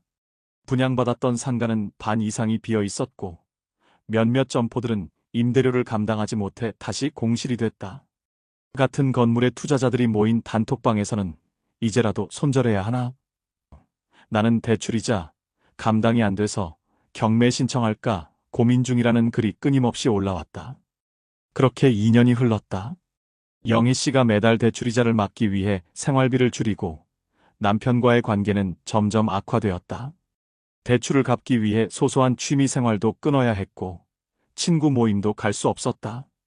하루에도 몇 번씩 통장을 확인하면서 한숨을 쉬는 날이 이어졌다. 그냥 기다리면 좋아지겠지. 하지만 현실은 냉정했다. 2024년 초 결국 그녀의 상가는 경매에 넘어갔다. 감정가는 4억 5천만 원이었지만 유찰이 반복되면서 최종 낙찰가는 1억 9천만 원. 영희 씨가 처음 계약할 때 쏟아부은 5억 원 중 3억 원 이상이 사라진 셈이었다. 남편과의 관계는 더욱 악화되었고 노후를 위해 준비한 돈은 한순간에 사라졌다. 내가 대체 무슨 짓을 한 거지? 그녀는 깊은 한숨을 내쉬었다. 남편 몰래 했던 투자가 결국 가족의 미래를 무너뜨리고 말았다. 어떠신가요? 지금도 남의 일이라고 생각하시나요? 그렇다면 한 가지 더 충격적인 사례 하나를 소개해드리겠습니다. 61세 김미정 씨. 그녀는 결혼 후 30년 넘게 가정을 돌보며 살아왔다. 남편은 대기업을 다니다가 얼마 전 정년퇴직을 했고 두 자녀는 각자 독립해 가정을 꾸렸다. 이제 남편과 함께 편안한 노후를 보내야 할 시기였다. 하지만 김 씨는 오히려 걱정이 컸다. 퇴직금만 믿고 살아도 될까? 앞으로 몇십 년을 더 살아야 하는데 물가는 계속 오르고 돈을 가만히 두면 가치가 떨어지잖아. 주변 친구들의 이야기를 들을 때마다 불안감은 커졌다. 미정아, 요즘 같은 시대에 은행 이자만 바라보면 바보야. 상가 하나만 사둬도 매달 월세가 꼬박꼬박 들어오잖아. 우리 남편도 상가 투자했는데 1년 만에 가격이 30% 올랐어. 지금 안 하면 나중에 기회 없어. 그녀는 고민 끝에 상가 투자를 결심했다. 하지만 남편은 늘 보수적이었다. 투자 같은 건 위험하다. 은행에 넣어두는 게 최고다라고 말하던 사람이었다. 상의하면 반대할 것이 분명했다. 그러던 중 김 씨는 남편의 퇴직금 외에도 한 가지 자금을 더 확보할 방법이 떠올랐다. 바로 시댁에서 받을 유산이었다. 시어머니는 몇 년 전 돌아가셨고 남편과 시동생이 유산을 정리하는 과정에 있었다. 남편은 유산 상속 절차가 끝나는 대로 자신이 받을 몫을 노후를 위해 잘 관리할 생각이었다. 하지만 김 씨는 달랐다. 그 돈도 어차피 우리 노후를 위한 거잖아. 내가 미리 받아서 좋은 곳에 투자하면 남편도 나중에 이해하겠지. 그렇게 김 씨는 남편 몰래 퇴직금 2억 원과 시댁 유산 3억 원을 모아 총 5억 원을 마련했다. 문제는 그 돈을 어디에 투자하느냐였다. 마침 그녀의 눈에 띈 것은 수도권 신도시에 새롭게 조성되는 대형 상업지구였다. 분양 설명회를 찾아가 보니 분위기는 뜨거웠다. 상담사는 자신 있게 말했다. 이곳은 유동인구가 많아 상가 공실 걱정이 없습니다. 대출도 쉽게 나오니까 지금 계약하시면 최고의 투자 기회가 될 겁니다. 그는 김 씨에게 상가 분양 당시의 투자 성공 사례를 보여주며 확신을 심어줬다. 작년에 분양된 땡땡땡 상가 보세요. 처음엔 3억이었는데 지금 시세가 5억까지 올랐어요. 그때 투자하신 분들은 지금 월세 수익도 받고 시세 차익도 얻고 있죠. 김 씨는 점점 마음이 끌렸다. 상담사는 한 가지 더 강조했다. 사실 지금 투자하시는 분들은 다 아시는 분들이에요. 대부분 큰손 투자자들입니다. 일반인들이 잘 모를 때 들어가야 제대로 돈을 법니다. 순간 김 씨는 FOMO 놓칠 것 같은 두려움을 느꼈다. 이걸 놓치면 바보가 되는 거 아닐까? 결국 김 씨는 5억 원을 전부 넣어 1층 코너 상가를 계약했다. 처음 몇 달간 김 씨는 기대에 부풀어 있었다. 하지만 몇 개월이 지나도 임차인은 들어오지 않았다. 상담사에게 연락해보니 요즘 경기가 조금 침체됐지만 조만간 나아질 겁니다. 기다려보세요. 라는 대답만 돌아왔다. 그렇게 1년이 흘렀다. 여전히 상가는 비어 있었다. 다른 점포들도 상황은 마찬가지였다. 분양 당시 대기업 프랜차이즈가 입점할 것이라던 약속도 허사였다. 결국 김 씨는 직접 나서서 임차인을 구해보려고 했지만 문제는 월세였다. 처음 상담사가 예상한 월세는 400만 원. 하지만 현실은 달랐다. 아무리 높게 잡아도 180만 원 이상은 어렵습니다. 부동산 중개사의 말에 김 씨는 당황했다. 월세 180만 원이면 겨우 대출 이자의 일부만 충당할 수 있었다. 게다가 세입자마저도 지금 시장이 어렵다며 월세를 깎아달라고 요구했다. 결국 김 씨는 한 차례 더 월세를 내렸고 겨우 150만 원의 계약을 체결했다.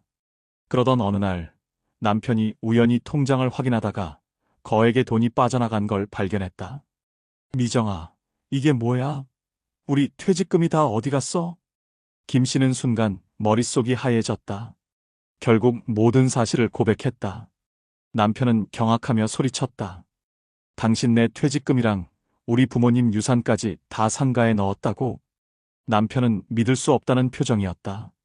지금 월세라도 나오고 있는 거야? 김 씨는 차마 입을 열 수 없었다. 남편이 다시 물었다. 대출이자는 얼마나 나가는데? 김 씨는 조용히 대답했다. 매달 700만 원. 남편은 한숨을 내쉬며 머리를 감쌌다. 도대체 어떻게 갚으려고 했어? 그날 이후 남편과의 관계는 급격히 악화됐다. 하루가 멀다 하고 다툼이 이어졌고 김 씨는 밤마다 불안에 시달렸다. 결국 2024년 초 김 씨의 상가는 경매에 넘어갔다. 처음 감정가는 4억 8천만 원이었지만 계속된 유찰로 인해 최종 낙찰가는 2억 2천만 원까지 떨어졌다. 5억 원을 투자했지만 남은 것은 2억 원 남짓. 그마저도 대출을 갚고 나니 손에 남은 것은 없었다. 남편은 깊은 한숨을 내쉬며 말했다. 우리는 이제 어떻게 해야 하냐? 김 씨는 남편을 바라볼 수조차 없었다. 내가 뭘 한 거지 단 한 번의 선택이 우리 노후를 망쳤어. 그녀는 텅 빈 상가 앞에 서서 한참 동안 자리를 떠나지 못했다. 여러분, 김미정 씨의 사례가 결코 남의 일처럼 느껴지지 않으시죠? 하지만 이런 일이 단순히 한 사람에게만 벌어지는 게 아닙니다. 최근 상가 투자자들 사이에서 공통적으로 나타나는 문제입니다. 실제로 통계를 보면 국내 상가 시장의 현실이 얼마나 심각한지 알 수 있습니다. 국토교통부 자료에 따르면 2023년 4분기 기준 전국 상가 공실률은 평균 13.1%로 집계되었습니다. 하지만 신도시를 중심으로 한 신규 상업지구에서는 공실률이 훨씬 더 심각합니다. 특히 김미정 씨처럼 수도권 신도시 상권에 투자한 경우 일부 지역에서는 공실률이 30%를 넘어서기도 했습니다. 상권이 자리 잡지 못한 상태에서 공급이 과도하게 이뤄진 탓에 임차인을 구하지 못한 점포들이 계속 늘어나고 있는 것입니다. 이뿐만이 아닙니다. 한국부동산원이 발표한 자료에 따르면 최근 5년간 신축 상가의 평균 분양가 대비 현재 매매가는 약 3,050%가량 하락한 것으로 나타났습니다.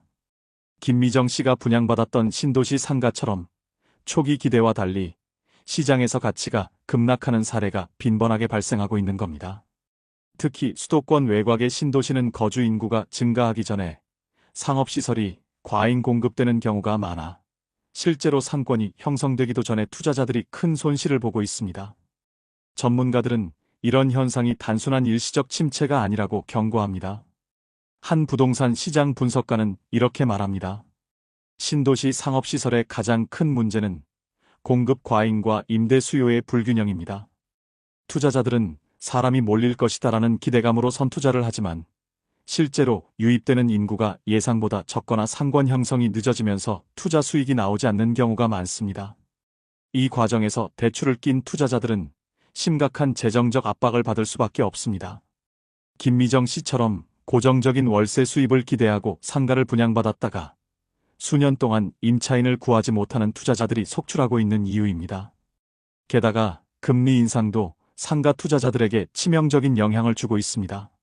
2021년까지만 해도 2%대였던 대출 금리가 2023년 이후 5%에서 7% 수준까지 치솟으면서 상가 투자자들의 대출이자 부담이 크게 증가했습니다. 한국은행이 발표한 자료에 따르면 부동산 임대업 관련 대출 연체율이 2022년 0.3%에서 2023년 1.1%로 3배 이상 증가했습니다. 전문가들은 이에 대해 상가 투자의 핵심은 임대 수익을 안정적으로 확보하는 것입니다. 하지만 현재처럼 공실이 많고 금리까지 높아진 상황에서는 대출이자만 부담하다가 결국 경매로 넘어가는 사례가 급증할 수밖에 없습니다라고 설명합니다. 실제로 법원 경매 데이터를 보면 2023년 한 해 동안 전국적으로 상가 경매 건수가 전년 대비 40% 이상 증가한 것으로 나타났습니다. 수도권 일부 지역에서는 낙찰률이 50% 이하로 떨어진 곳도 있습니다. 이는 상가를 팔려고 내놔도 매수자가 없고 결국 헐값에라도 처분해야 하는 경우가 많다는 뜻입니다. 김미정 씨의 경우도 이와 비슷한 과정을 겪었죠. 분양 당시 5억 원이었던 상가가 최종적으로 2억 2천만 원에 경매로 넘어가면서 그녀는 약 3억 원의 손실을 입었습니다. 여러분, 이쯤 되면 이제 상가 투자에 대해 다시 한번 생각해 봐야 하지 않을까요? 현재 부동산 시장은 불확실성이 너무나도 큽니다. 전문가들은 신도시 상가 투자자들이 가장 조심해야 할 점은 수요 예측이 불가능한 곳에 무리하게 대출을 받아 투자하는 것이라고 강조합니다. 특히 상권이 자리 잡지 않은 신축 상가의 경우 초반 몇 년 동안 공실이 지속될 가능성이 매우 높기 때문에 신중하게 접근해야 한다고 조언합니다. 최근 2년간 경매 시장에서 헐값에 낙찰된 상가들을 보면 과거 투자자들이 안전한 노후 수익을 기대하고 뛰어들었다가 결국 큰 손실을 본 사례들이 대부분입니다. 그렇다면 여러분은 어떻게 생각하시나요? 지금이라도 무작정 상가 투자가 안전한 노후 대비책이라고 생각하는 것이 맞을까요? 데이터가 보여주는 현실은 결코 그렇지 않습니다. 그렇다면 이런 문제를 피하려면 어떻게 해야 할까요? 이미 상가 투자에 발을 들였거나 고민하고 계신 분들이라면 더더욱 신중한 선택이 필요합니다.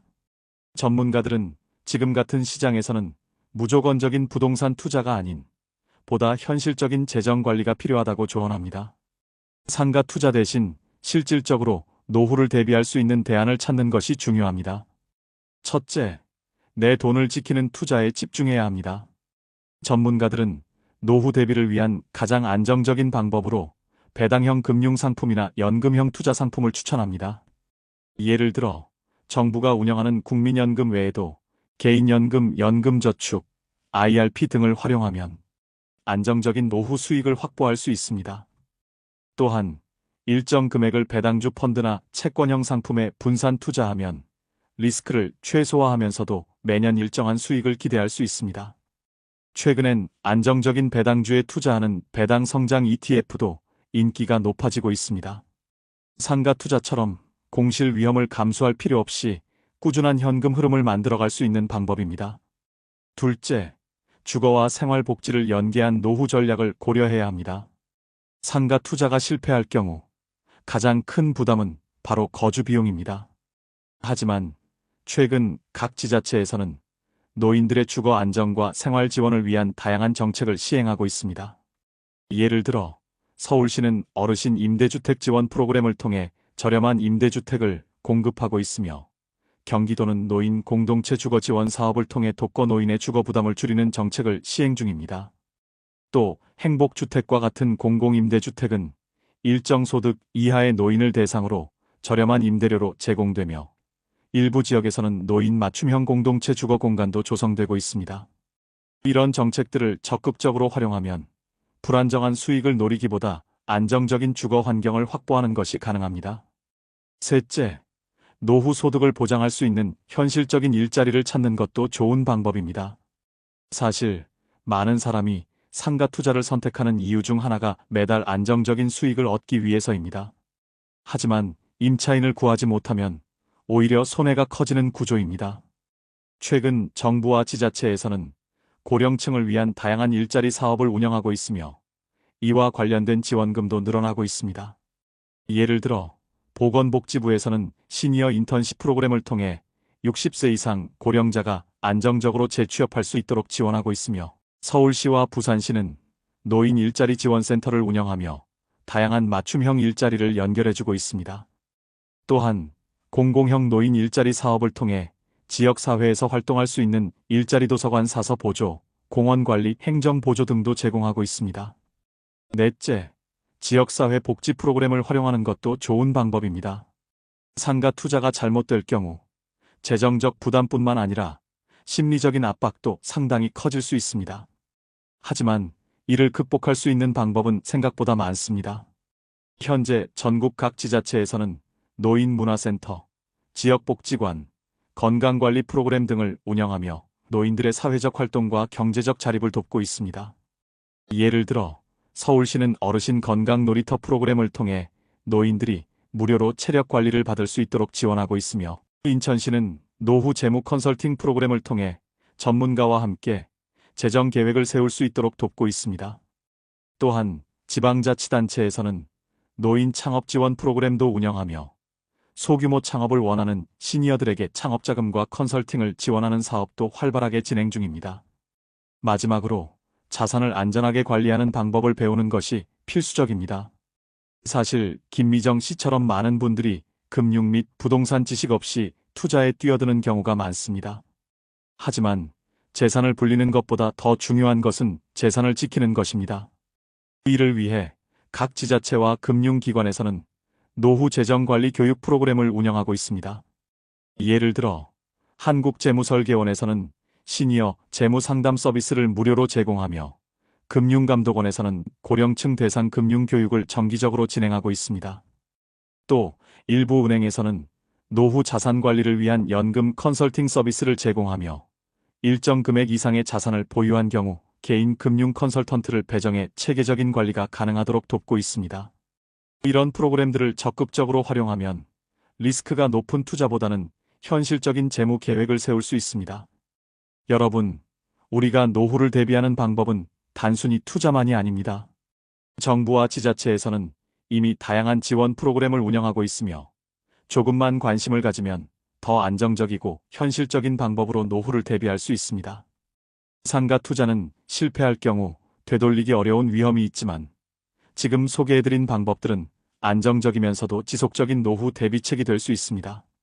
부동산 시장의 불확실성이 커지는 지금, 노후 대비라는 이름으로 무리한 투자를 하기보다는 보다 현실적인 방법을 고민해보는 것은 어떨까요?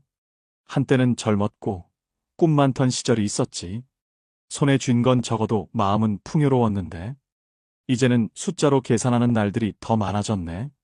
하지만 우리 인생은 여전히 값지고 아름답다. 여러분, 우리는 평생을 가족을 위해, 아이들을 위해, 그리고 사랑하는 사람들을 위해 살아왔습니다. 하루하루 최선을 다해 일했고 그렇게 쌓아온 노후 자금이 우리의 마지막 희망이었습니다. 하지만 그 희망이 한순간에 사라진다면 그 상실감은 말로 다 표현할 수 없을 것입니다. 김미정 씨의 이야기는 단순한 한 사람의 실패가 아닙니다. 우리의 이야기일 수도 있고 혹은 우리의 곁에 있는 누군가의 이야기일 수도 있습니다. 노후를 위해, 사랑하는 가족을 위해 했던 선택이 결국 후회로 남았을 때 우리는 무엇을 해야 할까요? 후회만 하며 남은 인생을 살아야 할까요? 아니면 다시 일어나 삶을 지켜야 할까요? 여러분, 부동산이 우리의 인생을 책임져 주지 않습니다. 숫자가 우리의 행복을 보장해주지 않습니다. 우리가 정말 지켜야 하는 것은 돈이 아니라 함께 웃으며 밥 한 끼 나눌 수 있는 소중한 사람들입니다. 노후를 준비한다는 것은 단순히 돈을 모으는 것이 아닙니다. 우리가 사랑하는 사람들과 함께 따뜻한 하루를 살아갈 방법을 찾는 것입니다. 혹시 지금 혼자라고 느껴지시나요? 혹시 이제 와서 뭘 할 수 있을까라는 생각이 드시나요? 그렇지 않습니다. 우리가 함께라면 우리는 언제든 다시 시작할 수 있습니다. 세상이 우리를 버린다고 느껴질 때 우리가 먼저 손을 내밀어야 합니다. 작은 관심이, 작은 변화가 우리의 삶을 더 나은 방향으로 이끌어줄 것입니다.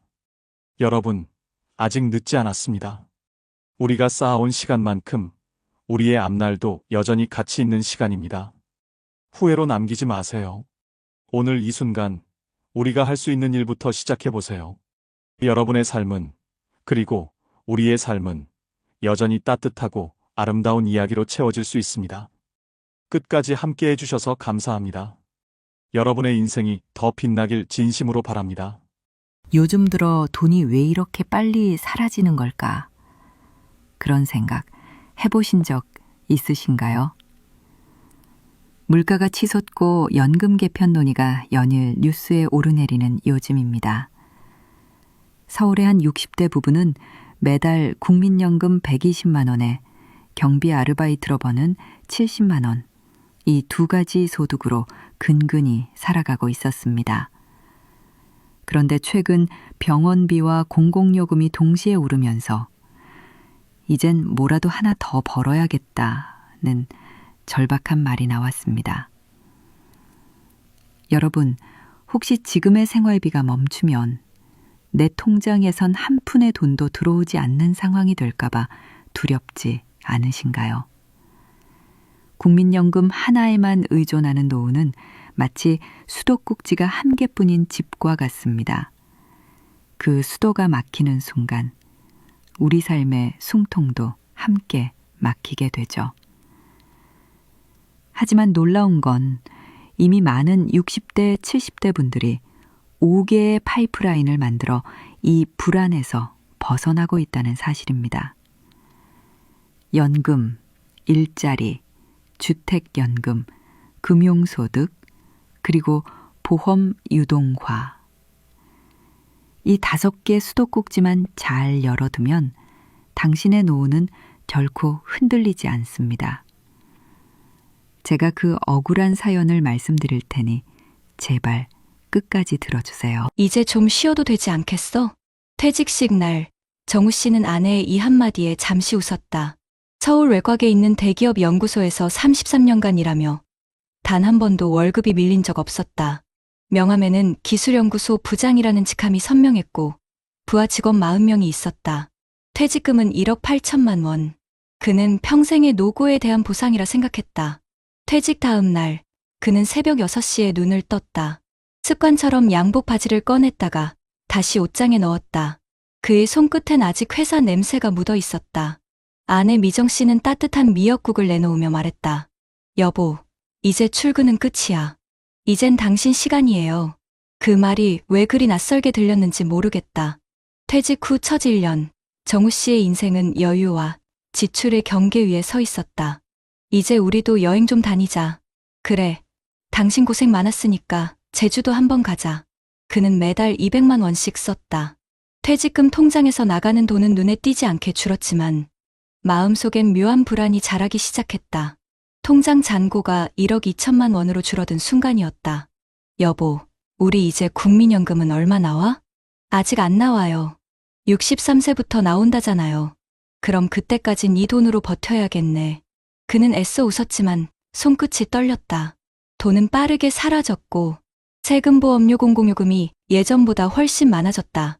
2025년의 서울, 전기요금은 2배 가까이 올랐고 병원비는 조금만 아파도 10만 원을 훌쩍 넘었다.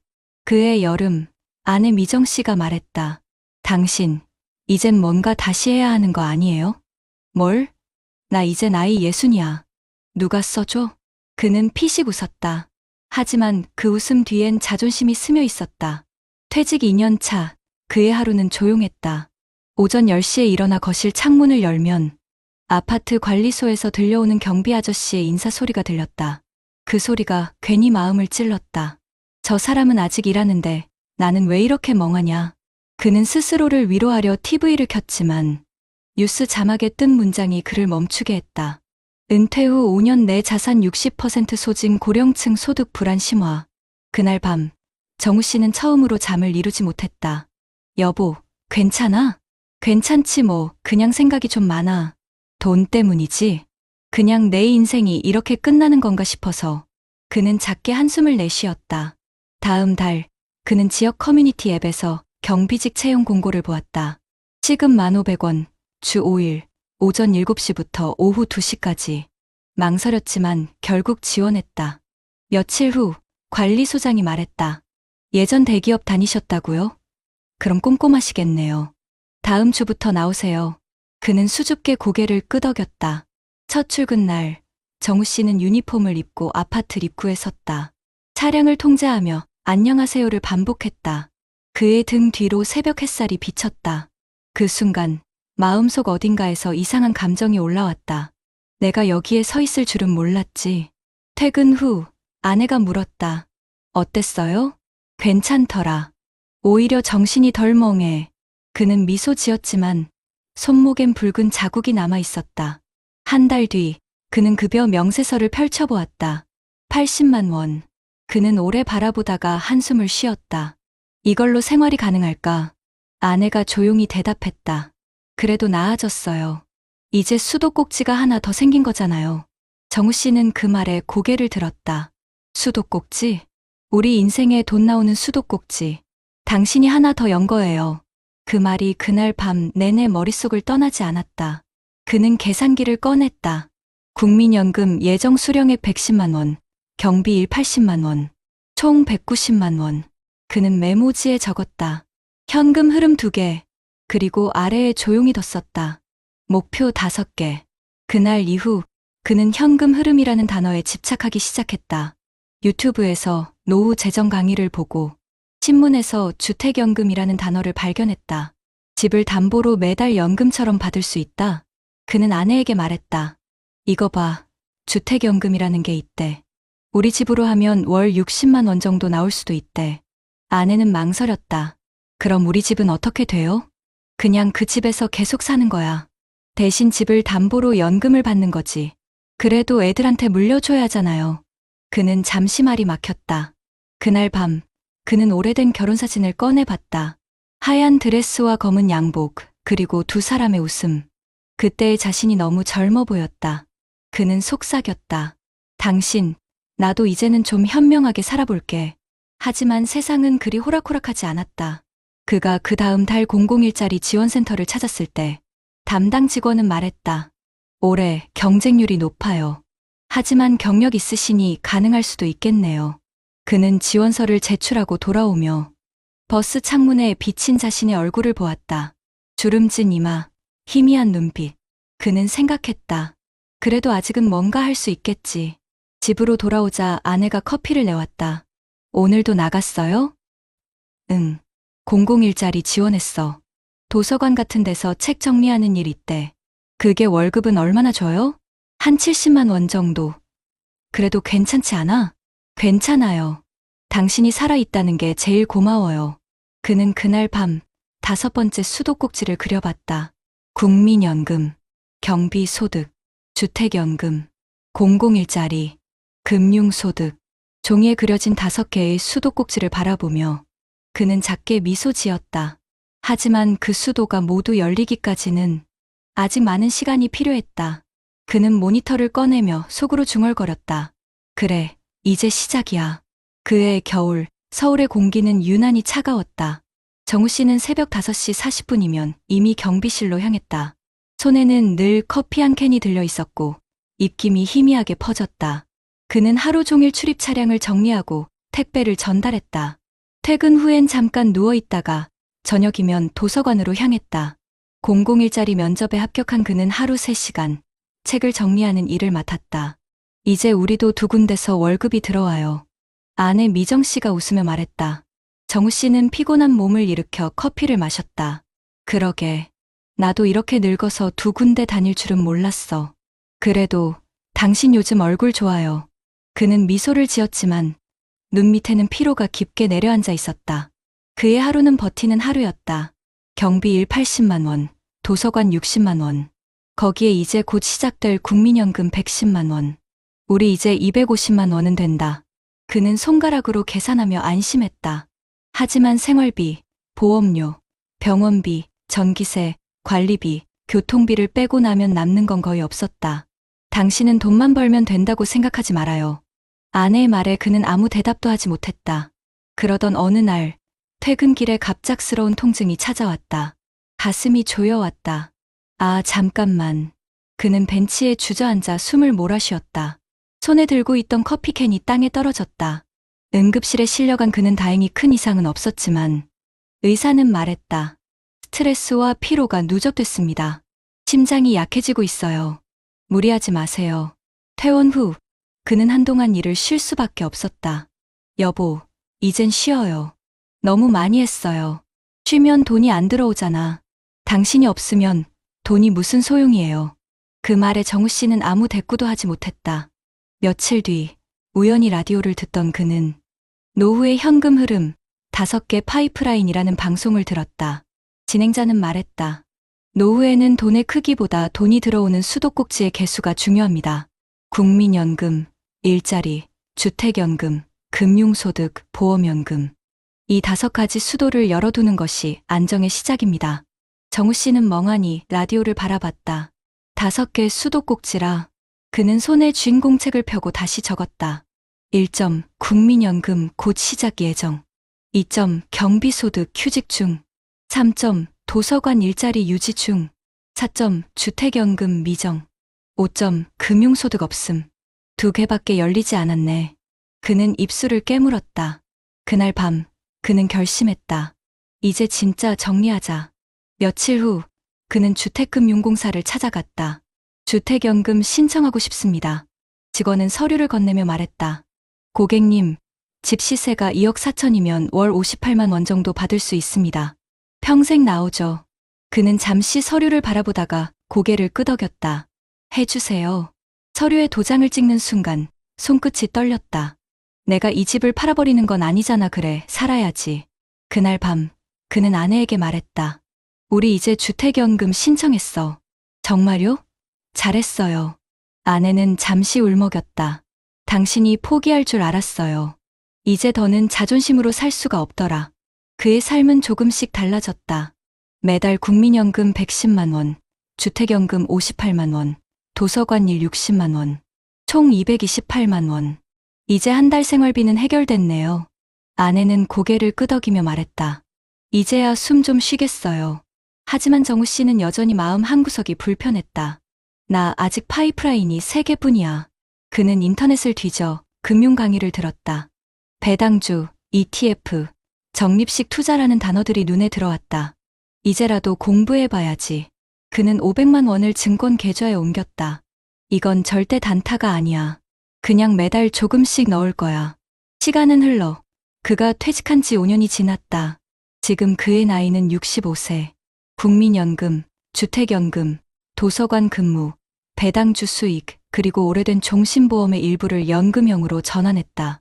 그의 메모장에는 이렇게 적혀 있었다. 5개 수도꼭지, 모두 열림. 어느 봄날 아침, 정우 씨는 창가에 앉아 커피를 마시며 아내에게 말했다. 이젠 마음이 좀 편하다. 당신 표정이 달라졌어요. 이제 더는 통장 잔고만 보고 불안하지 않아. 왜요? 이제 돈이 들어오는 길이 5개나 있잖아. 그는 웃으며 말했지만 그 웃음에는 깊은 안도감이 담겨 있었다. 그동안 그를 괴롭혔던 불안, 자존심, 두려움이 천천히 녹아내리고 있었다. 그날 오후 딸이 손주를 데리고 놀러 왔다. 아빠, 요즘엔 일 안 해요? 응, 일은 도서관에서만 해. 그게 제일 좋아. 아빠 대단해요. 요즘 친구들 아버지는 다 힘들어 하시던데. 정우 씨는 조용히 미소 지었다. 아빠도 힘들었단다. 근데 이젠 알겠어. 사는 건 버티는 게 아니라 흘러들어오는 길을 만드는 거더라. 저녁 무렵 그는 서랍에서 오래된 명함 하나를 꺼냈다. 김정우 대기업 기술연구소 부장. 그는 그 명함을 바라보다가 천천히 찢었다. 그리고 그 위에 새로 적었다. 김정우 은퇴 후 5개 수도꼭지의 주인. 그는 창밖을 바라봤다. 거리에 가로등 불빛이 하나둘 켜지며 도심의 윤곽을 밝혔다. 한때 그는 그 불빛을 보며 야근을 했고 지금은 그 불빛 아래에서 자신만의 하루를 산다. 여보. 아내의 목소리가 부엌에서 들려왔다. 오늘 저녁은 당신이 좋아하는 된장찌개예요. 그는 웃으며 대답했다. 이젠 그거 하나면 충분해. 정우 씨의 하루는 여전히 소박했다. 하지만 그의 마음엔 5개의 수도꼭지에서 흘러나오는 따뜻한 물소리가 들리고 있었다. 여러분 어떠시나요? 위의 사례는 정말 비참하고 서글픈 인생 아닌가요? 하지만 지금부터 소개해드리는 사례는 정반대의 선택으로 행복한 노후를 보내고 있는 분을 소개해드리겠습니다. 경기도 용인에 사는 박상우 씨 68세. 그는 35년간 공공기관에서 근무한 전직 공무원이다. 겉보기엔 평범한 60대 남성이지만 그가 퇴직 이후 살아가는 방식은 주변 사람들에게 저 사람처럼 나이 들고 싶다는 말을 들을 만큼 달랐다. 퇴직 전부터 그는 스스로에게 이런 말을 자주 했다. 노후는 돈이 있어야 하는 게 아니라 돈이 들어올 길을 만들어두는 거야. 그의 이 말은 단순한 습관이 아니라 실천이었다. 그는 퇴직 10년 전, 그러니까 50대 초반부터 노후 준비를 시작했다. 매달 국민연금 외에도 개인연금 저축과 IRP를 동시에 운영했고 퇴직금이 나오기도 전에 임대 수입이 가능한 소형 오피스텔 한 채를 장만했다. 그때 다들 나한테 미쳤다고 했지. 연금이면 충분한데 뭐하러 빚내서 건물을 사냐고. 그는 웃으며 그 시절을 회상했다. 하지만 그가 했던 선택은 결과적으로 신의 한 수였다. 그가 60세가 되던 해 주변 동기들은 퇴직금 일시불을 받아 여행을 다니거나 자녀에게 목돈을 건넸다. 그는 그렇게 하지 않았다. 퇴직금은 내 노후의 뿌리야. 뽑으면 끝이야.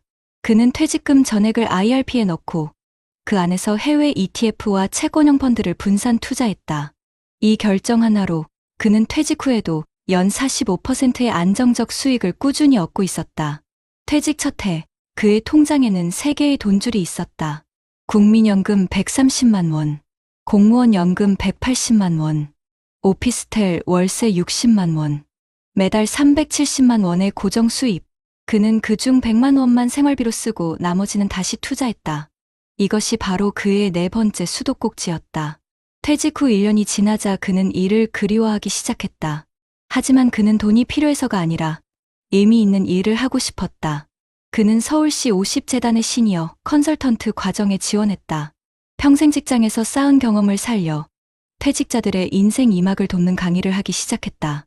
제가 10년 전엔요, 퇴직하면 세상 끝나는 줄 알았어요. 근데 그때부터 준비하니까 지금은 하루하루가 새로운 출근이에요. 그는 그렇게 4번째 파이프라인인 일자리 수입을 추가했다. 강연 수당은 많지 않았다. 한 달 70만 원 남짓. 하지만 그에게 돈보다 큰 건 존중과 자존감이었다. 그의 아내 윤정희 씨 64세는 남편의 계획적 성향을 처음엔 이해하지 못했다. 여보, 그 돈 좀 써요. 우리 나이에도 즐길 수 있을 때 즐겨야죠. 지금 조금만 참고 나중에 진짜 여유롭게 살자. 그는 그 말만 반복했다. 그녀는 처음엔 답답해했지만 이제는 남편이 말한 여유롭게 사는 삶이 무엇인지 누구보다 잘 안다. 2025년 현재 그들의 하루는 이렇다.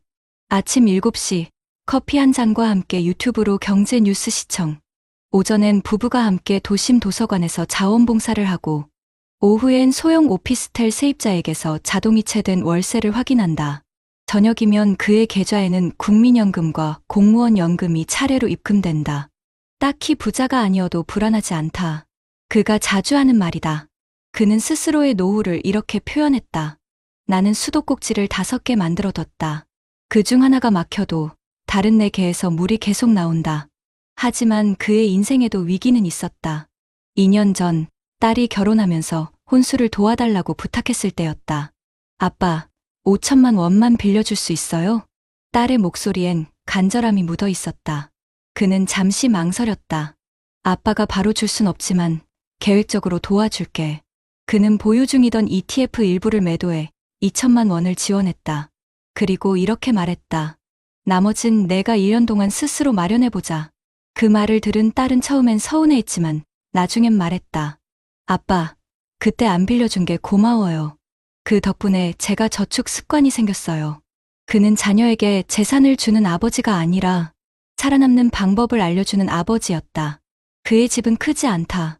하지만 거실 한쪽 벽면엔 5개의 수도꼭지를 그려둔 작은 화이트보드가 걸려 있다. 국민연금, 공무원연금, 오피스텔 임대, 강연수당, 금융소득. 매달 첫째 주 월요일, 그는 그 수도꼭지 옆에 각각의 입금일을 적는다. 아내가 물었다. 그걸 왜 아직도 적어요? 그는 미소를 지으며 대답했다. 그래야 안심이 돼. 내 노후가 어디서 흘러오는지 매달 눈으로 확인해야 마음이 편해. 그는 그날 저녁 TV에서 뉴스 하나를 보고 고개를 저었다. 2025년 기준 노인 2명 중 1명은 월 100만 원 미만으로 생활 중. 잠시 후 아내가 물었다. 여보, 우리도 처음엔 불안했잖아요? 불안했지. 근데 그 불안을 그냥 넘기지 않았던 게 차이야. 그의 말은 조용했지만 단단했다. 그리고 그가 부엌으로 걸어가며 덧붙였다. 돈은 불안할수록 준비가 빨라야 해. 그의 삶은 흔들리지 않았다. 물가가 오르고 금리가 오르고 주변 친구들이 노후를 걱정할 때에도 그의 표정은 늘 평온했다. 그 이유는 단 하나였다. 그는 퇴직 후에 돈을 찾은 게 아니라 퇴직 전부터 길을 만들어 두었기 때문이다. 봄이 막 시작된 어느 날, 박상우 씨는 부부가 함께 자전거를 타고 탄천길을 따라 달리고 있었다. 그의 바지 주머니에는 휴대폰 대신 작은 수첩 하나가 들어 있었다. 그 안에는 그가 퇴직 이후 매달 기록해온 현금 흐름 일기가 있었다. 국민연금 132만 원 입금 완료. 공무원 연금 181만 원 입금 완료. 오피스텔 월세 60만 원. 강연료 72만 원. ETF 배당 21만 원. 그는 수첩을 덮으며 웃었다. 이게 다 내 피, 땀, 그리고 기다림이야. 옆에서 자전거를 타던 아내 윤정희 씨가 말했다. 여보, 당신 요즘은 얼굴이 젊어 보여요. 그럴 리가. 80 앞두고 젊어지긴. 진짜예요. 표정이 편해요. 그의 표정은 실제로 달라져 있었다. 퇴직 초반의 그늘진 눈빛 대신 이젠 흔들리지 않는다는 자신감이 스며 있었다. 하루는 은행에서 문자가 왔다. 배당금 21만 원이 입금되었습니다. 그는 그 문자를 보고 피식 웃었다.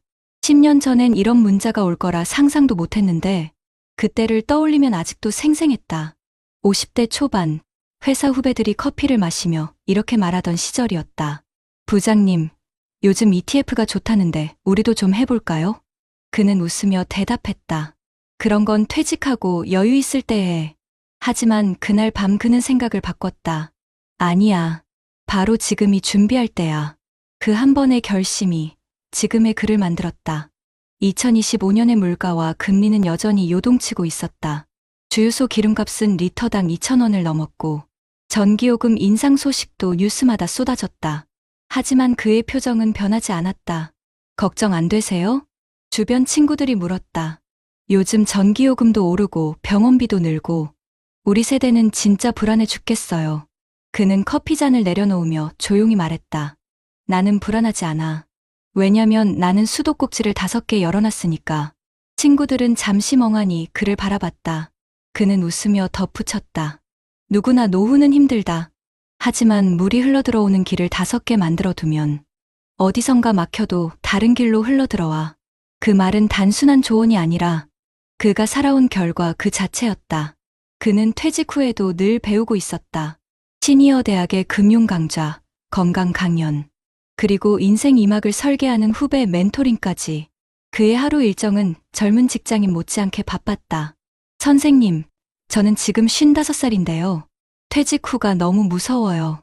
지금부터 뭘 해야 할까요? 그의 강의에 온 한 남성이 물었다. 박상우 씨는 잠시 눈을 감고 대답했다. 당신이 지금 가장 두려운 게 뭐예요? 돈이요. 돈이 없어질까 봐요. 그럼 지금부터 돈을 모으지 말고 돈이 들어올 길을 만들어 두세요. 길이요? 네. 국민연금, 퇴직연금, 개인연금, 임대소득, 금융소득. 그 5개 수도꼭지를 하나씩 여는 거예요. 그의 말에 강의실은 조용해졌다. 그날 그는 박수를 받았다. 그의 집 거실 한켠엔 오래된 소파가 있었다. 가죽은 닳았지만 그 위엔 항상 깔끔하게 정리된 노트북과 커피잔이 놓여 있었다. 그는 매주 월요일 아침 앉은 자리에서 지난 한 주의 수입과 지출을 정리했다. 국민연금은 이번 달에도 그대로, 오피스텔 임대료는 세입자가 2달 더 연장, 강연 일정은 다음 주로 변경. 그는 중얼거리듯 말하며 엑셀을 채워나갔다. 그에게 노후는 멈춤이 아니라 관리의 시간이었다. 저녁이면 아내 윤정희 씨가 와인을 한 잔 따라주며 말했다. 당신, 요즘은 돈보다 시간을 더 잘 쓰는 것 같아요. 그게 진짜 부자지. 그는 웃으며 잔을 부딪혔다. 그는 자녀에게도 똑같이 가르쳤다. 아빠처럼 살아야 해요? 아니, 아빠보다 일찍 깨달아야 해. 뭐요? 돈은 모으는 게 아니라 흘러가게 만드는 거란 걸. 딸은 그 말을 잊지 않았다. 결혼 후, 딸 부부는 매달 30만 원씩 연금저축에 넣고 있었다. 그는 그 이야기를 듣고 흐뭇하게 웃었다. 이게 대물림이구나. 그의 68번째 생일날, 가족들이 모두 모여 식사를 했다. 손주는 할아버지 부자야? 라고 물었다. 그는 웃으며 대답했다. 부자는 아니야. 대신 매달 돈이 흘러들어오긴 하지. 얼마나요? 글쎄 5개 수도꼭지에서 나와. 손주는 그 말을 이해하지 못했지만 딸은 그 말의 의미를 알고 있었다. 식사가 끝난 뒤 그는 베란다에서 하늘을 바라봤다. 은퇴한 지 벌써 8년. 그의 삶은 단 한 번도 통장의 숫자 때문에 흔들리지 않았다. 그 대신 매달 들어오는 일정한 흐름이 그의 마음을 단단하게 만들었다. 밤이 깊어갈 무렵 그는 다시 노트를 열었다. 맨 아래에는 이렇게 적혀 있었다. 노후의 행복은 크기가 아니라 흐름의 지속성이다. 흐름이 멈추지 않으면 인생은 결코 고립되지 않는다. 그는 펜을 내려놓고 창밖의 불빛을 바라봤다. 바람이 유리창을 스치며 속삭였다. 그 소리는 마치 5개의 수도꼭지에서 물이 흘러내리는 듯했다. 그는 눈을 감고 천천히 숨을 내쉬었다. 그 숨결 속에는 돈보다 더 귀한 준비된 인생의 평화로움이 담겨 있었다. 다음 날 아침 그는 강의에서 이렇게 말했다. 노후를 두려워하지 마세요. 누구나 늙지만 모든 사람이 불안하게 늙는 건 아닙니다. 돈이 아니라 흐름을 준비한 사람만이 은퇴 후에도 삶의 온도를 잃지 않아요. 그는 강단을 내려와 조용히 미소 지었다. 오늘도 그에게선 5개의 수도꼭지에서 물 흐르는 소리가 들리고 있었다. 여러분, 최근 통계청이 발표한 자료를 보면 대한민국의 노후 현실이 얼마나 불안한지 명확히 드러납니다. 2021년 기준으로 65세 이상 고령자 가구의 상대적 빈곤율은 약 39%에 달했습니다. 이는 우리나라 노인 3명 중 1명 이상이 중위소득의 절반 이하로 살아가고 있다는 의미입니다. 또한 고령자 가구의 순자산 평균은 약 4억 원대 수준이지만 그중 절반 이상이 부동산에 묶여 있어 실제로 사용할 수 있는 현금성 자산은 많지 않은 것으로 나타났습니다. 이처럼 한국의 고령층은 자산은 있지만 현금이 부족한 세대, 바로 자산 빈곤형 노후를 겪고 있습니다. 특히 노후 소득 구조를 살펴보면 그 문제는 더 뚜렷하게 드러납니다. 노년층의 주요 소득원 중 공적이전 소득, 즉 국민연금이나 기초연금 같은 정부 지원이 차지하는 비중은 약 30% 수준에 불과했습니다. 반면 노동소득, 즉 직접 일해서 버는 돈이 전체의 절반 가까이를 차지했습니다. 이 말은 곧 우리나라의 노인들이 은퇴 후에도 일하지 않으면 생계가 어렵다는 현실을 반영하는 것입니다. 실제로 65세 이상 고용률은 최근 10년 사이 꾸준히 상승해 36%를 넘어섰습니다. 이 수치는 OECD 주요국 평균의 2배 이상으로 경제활동 참여율이 높다는 점만 보면 긍정적으로 보일 수도 있지만 그 배경에는 생활비가 부족해 어쩔 수 없이 일해야 하는 노후라는 어두운 면이 있습니다. 또한 노후 소득 보장에 관한 여러 연구에서도 한국은 선진국에 비해 공적연금 의존도가 매우 낮고 개인이 마련한 퇴직연금과 개인연금의 활용도 역시 낮은 편이라고 지적됩니다. 유럽의 고령층은 연금과 자산소득, 금융소득, 임대수입 등 다양한 파이프라인을 통해 안정적인 현금 흐름을 유지하고 있는 반면 한국은 대부분의 노인이 단일한 연금이나 일시금에 의존하는 구조로 되어 있습니다. 즉, 수도꼭지가 하나뿐인 상태에서 그 수도가 막히면 더 이상 흘러나올 물이 없는 것과 같은 상황이 벌어지는 것입니다. 이와 관련된 해외 연구에서도 비슷한 결과가 나타납니다.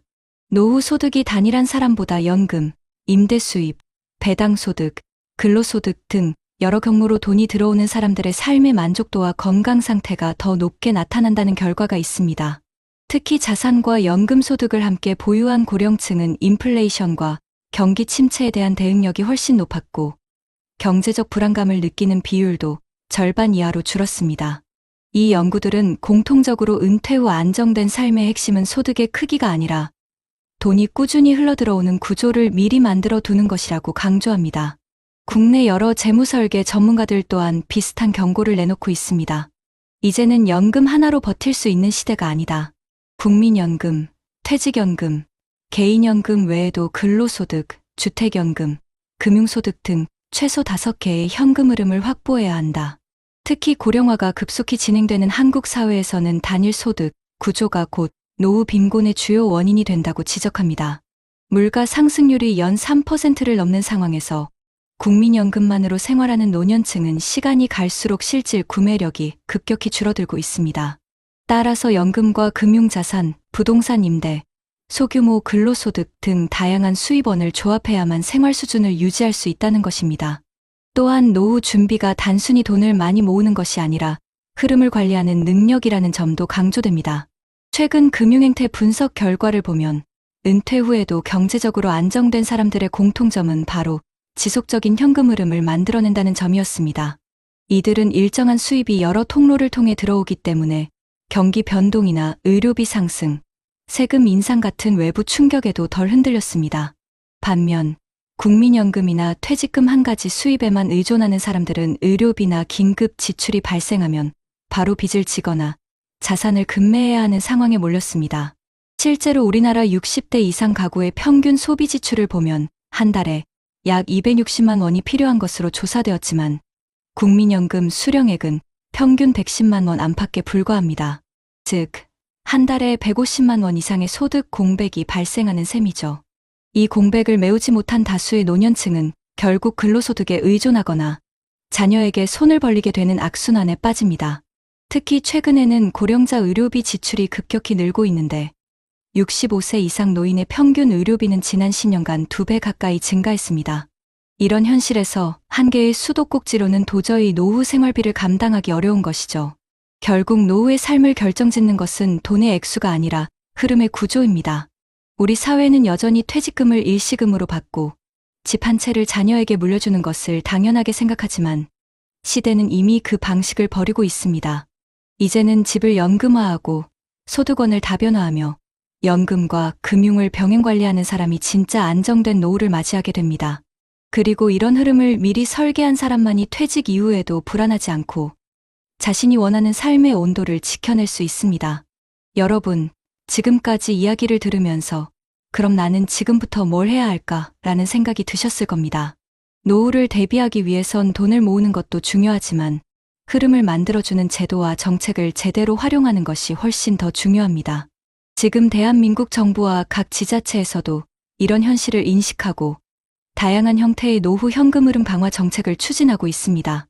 우선 정부가 운영 중인 대표적인 제도가 신중년 사회공헌 일자리 사업입니다. 이 제도는 만 50세 이상 중장년층이 퇴직 후에도 지역사회에서 자신의 경력과 경험을 살려 일할 수 있도록 지원하는 프로그램입니다. 단순한 아르바이트가 아니라 인생 2막의 경력 복귀를 돕는 구조로 바뀌고 있습니다. 서울시의 50플러스 캠퍼스는 50대와 60대 시민들이 자신의 전문 분야를 살려 공공기관이나 사회적 기업에서 일할 수 있게 돕는 대표적인 기관입니다. 강의, 상담, 행정, 지역봉사 등 다양한 직무를 제공하고 있으며 이곳에서 활동하는 사람들은 월 평균 60만 원에서 80만 원의 소득을 얻는 동시에 사회적 관계도 유지할 수 있습니다. 부산시는 신중년 일자리 플랫폼을 통해 공공기관뿐 아니라 민간 기업과의 매칭 비율을 높이고 있으며 광주와 대전도 신중년 일자리 박람회를 매년 개최하며 일자리 연계를 강화하고 있습니다. 단순히 노동을 통한 생계 유지가 아니라 은퇴 후에도 자신이 사회의 일원으로 존재감을 느낄 수 있도록 돕는 구조입니다. 또한 노후 현금 흐름을 위해 빠질 수 없는 제도가 주택연금입니다. 주택을 담보로 매달 연금처럼 생활비를 받을 수 있는 제도로 주택금융공사가 담당하고 있습니다. 과거에는 집값이 떨어질까 두려워 가입을 꺼리는 사람이 많았지만 최근에는 제도 개선을 통해 부부 공동명의 가입, 상속보호, 보증금 보호가 강화되면서 가입자가 꾸준히 늘고 있습니다. 2025년부터는 소득이 낮은 고령층이 주택연금 가입 시 보증료의 일부를 정부가 지원하는 시범사업도 추진될 예정입니다. 정부는 또한 주택연금 특례보증 제도를 도입해 기존 대출이 있더라도 일정 조건을 충족하면 주택연금으로 전환할 수 있도록 완화했습니다. 실제로 올해 기준으로는 60세 이상 주택 보유자의 30%가량이 이 제도를 이용하고 있으며 매달 평균 60만 원가량의 연금을 수령하고 있습니다. 그리고 국민연금과 퇴직연금의 연계도 강화되고 있습니다. 금융위원회와 고용노동부는 2024년부터 퇴직연금 디폴트 옵션 제도를 본격적으로 시행했습니다. 이 제도는 퇴직자가 연금을 수령할 때 위험자산과 안전자산의 비중을 스스로 설정해 장기적으로 운용할 수 있도록 하는 방식입니다.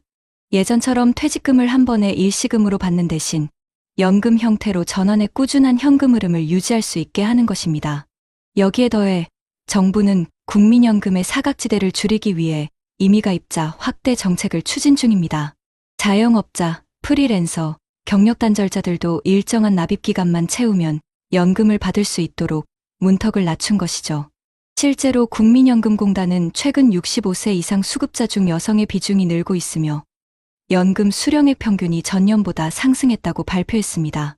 연금 개편 논의가 계속되고 있지만 이런 제도적 변화가 장기적으로는 국민의 노후 소득을 지탱하는 중요한 흐름이 되고 있는 것입니다. 지자체별로도 흥미로운 변화가 있습니다. 경기도는 노후준비 통합상담센터를 운영해 연금, 금융, 건강, 주거 등 노후 전반에 대한 맞춤형 상담을 제공합니다. 이곳에서는 전문가들이 직접 개인의 자산 상황을 분석하고 연금 수급 시점, 금융운용, 건강관리 등 종합계획을 함께 세워줍니다. 전북 완주군은 신중년 생애설계학교를 개설해 은퇴 전후의 주민들이 퇴직 이후의 인생 방향을 찾을 수 있도록 돕고 있고, 충청남도는 시니어 금융교육 프로그램을 운영하며 60대 이상 주민들에게 금융사기 예방, 합리적 소비, 연금 활용법 등을 가르치고 있습니다. 이런 교육과 상담은 단순히 정보 제공이 아니라 노후의 불안함을 줄이는 사회적 안전망으로 작동하고 있습니다. 그렇다면 해외는 어떨까요? 우리나라보다 먼저 초고령 사회에 진입한 일본은 리버스 모기지, 즉 주택연금을 이미 30년 전부터 활성화시켰습니다. 일본의 지자체들은 주택연금 가입자의 생활안정과 의료비 지원을 연계해 고령자가 안정적으로 현금을 확보할 수 있도록 돕고 있습니다. 또한 일본의 세컨드 라이프 일자리 정책은 60세 이상 은퇴자에게 재취업이나 창업 지원금을 제공하고 지역사회 봉사활동을 하면 일정 금액의 포인트를 지급해 지역 화폐처럼 사용할 수 있게 하는 시스템을 운영 중입니다. 이 포인트 제도는 경제적 보상뿐 아니라 고령자의 사회 참여를 유지하게 하는 효과가 있습니다. 유럽의 독일은 국민연금 외에도 직업별 퇴직연금 제도를 통해 고용주가 일정 금액을 추가로 납입하도록 의무화했습니다. 이를 통해 은퇴 이후에도 일정한 생활비가 유지되도록 하고 있으며 고령층 근로자를 위한 재취업 프로그램을 공공기관이 직접 운영하고 있습니다. 영국은 국가연금과 개인연금, ISA 저축의 3층 구조를 유지하면서 특히 저소득층 고령자에게는 연금 세액공제 제도를 통해 추가 수입을 보장하고 있습니다. 이런 제도는 노후 빈곤을 예방하는 핵심 장치로 평가받고 있습니다. 이처럼 각국의 공통점은 현금 흐름의 다양화와 사회 참여의 연속성을 동시에 강조한다는 점입니다. 그리고 지금 우리나라 정부도 그 방향으로 점점 가까워지고 있습니다. 하지만 제도는 결국 활용하는 사람에게 달려 있습니다. 정부가 아무리 좋은 정책을 만들어도 우리가 직접 그 수도꼭지를 열지 않으면 물은 흐르지 않습니다. 국민연금은 최소 10년 이상 납입해야 수령이 가능하고 주택연금은 55세 이상부터 신청할 수 있으며 공공일자리는 대부분 선착순 또는 모집기간 내 신청자만 선정됩니다. 결국 준비가 빠른 사람이 안정된 노후를 갖는다는 말은 단순한 비유가 아니라 현실 그 자체입니다. 이제 우리에게 필요한 건 거창한 투자나 복잡한 금융 지식이 아닙니다. 하나씩 작은 수도꼭지를 만들어가는 습관입니다. 국민연금으로 첫 번째 수도꼭지를 열고 주택연금으로 두 번째를, 공공일자리와 소규모, 근로로 세 번째를, 금융소득으로 네 번째를, 그리고 건강과 관계 속에서 다섯 번째를 여는 것. 그것이 바로 오늘 우리가 실천할 수 있는 가장 현실적인 해답입니다.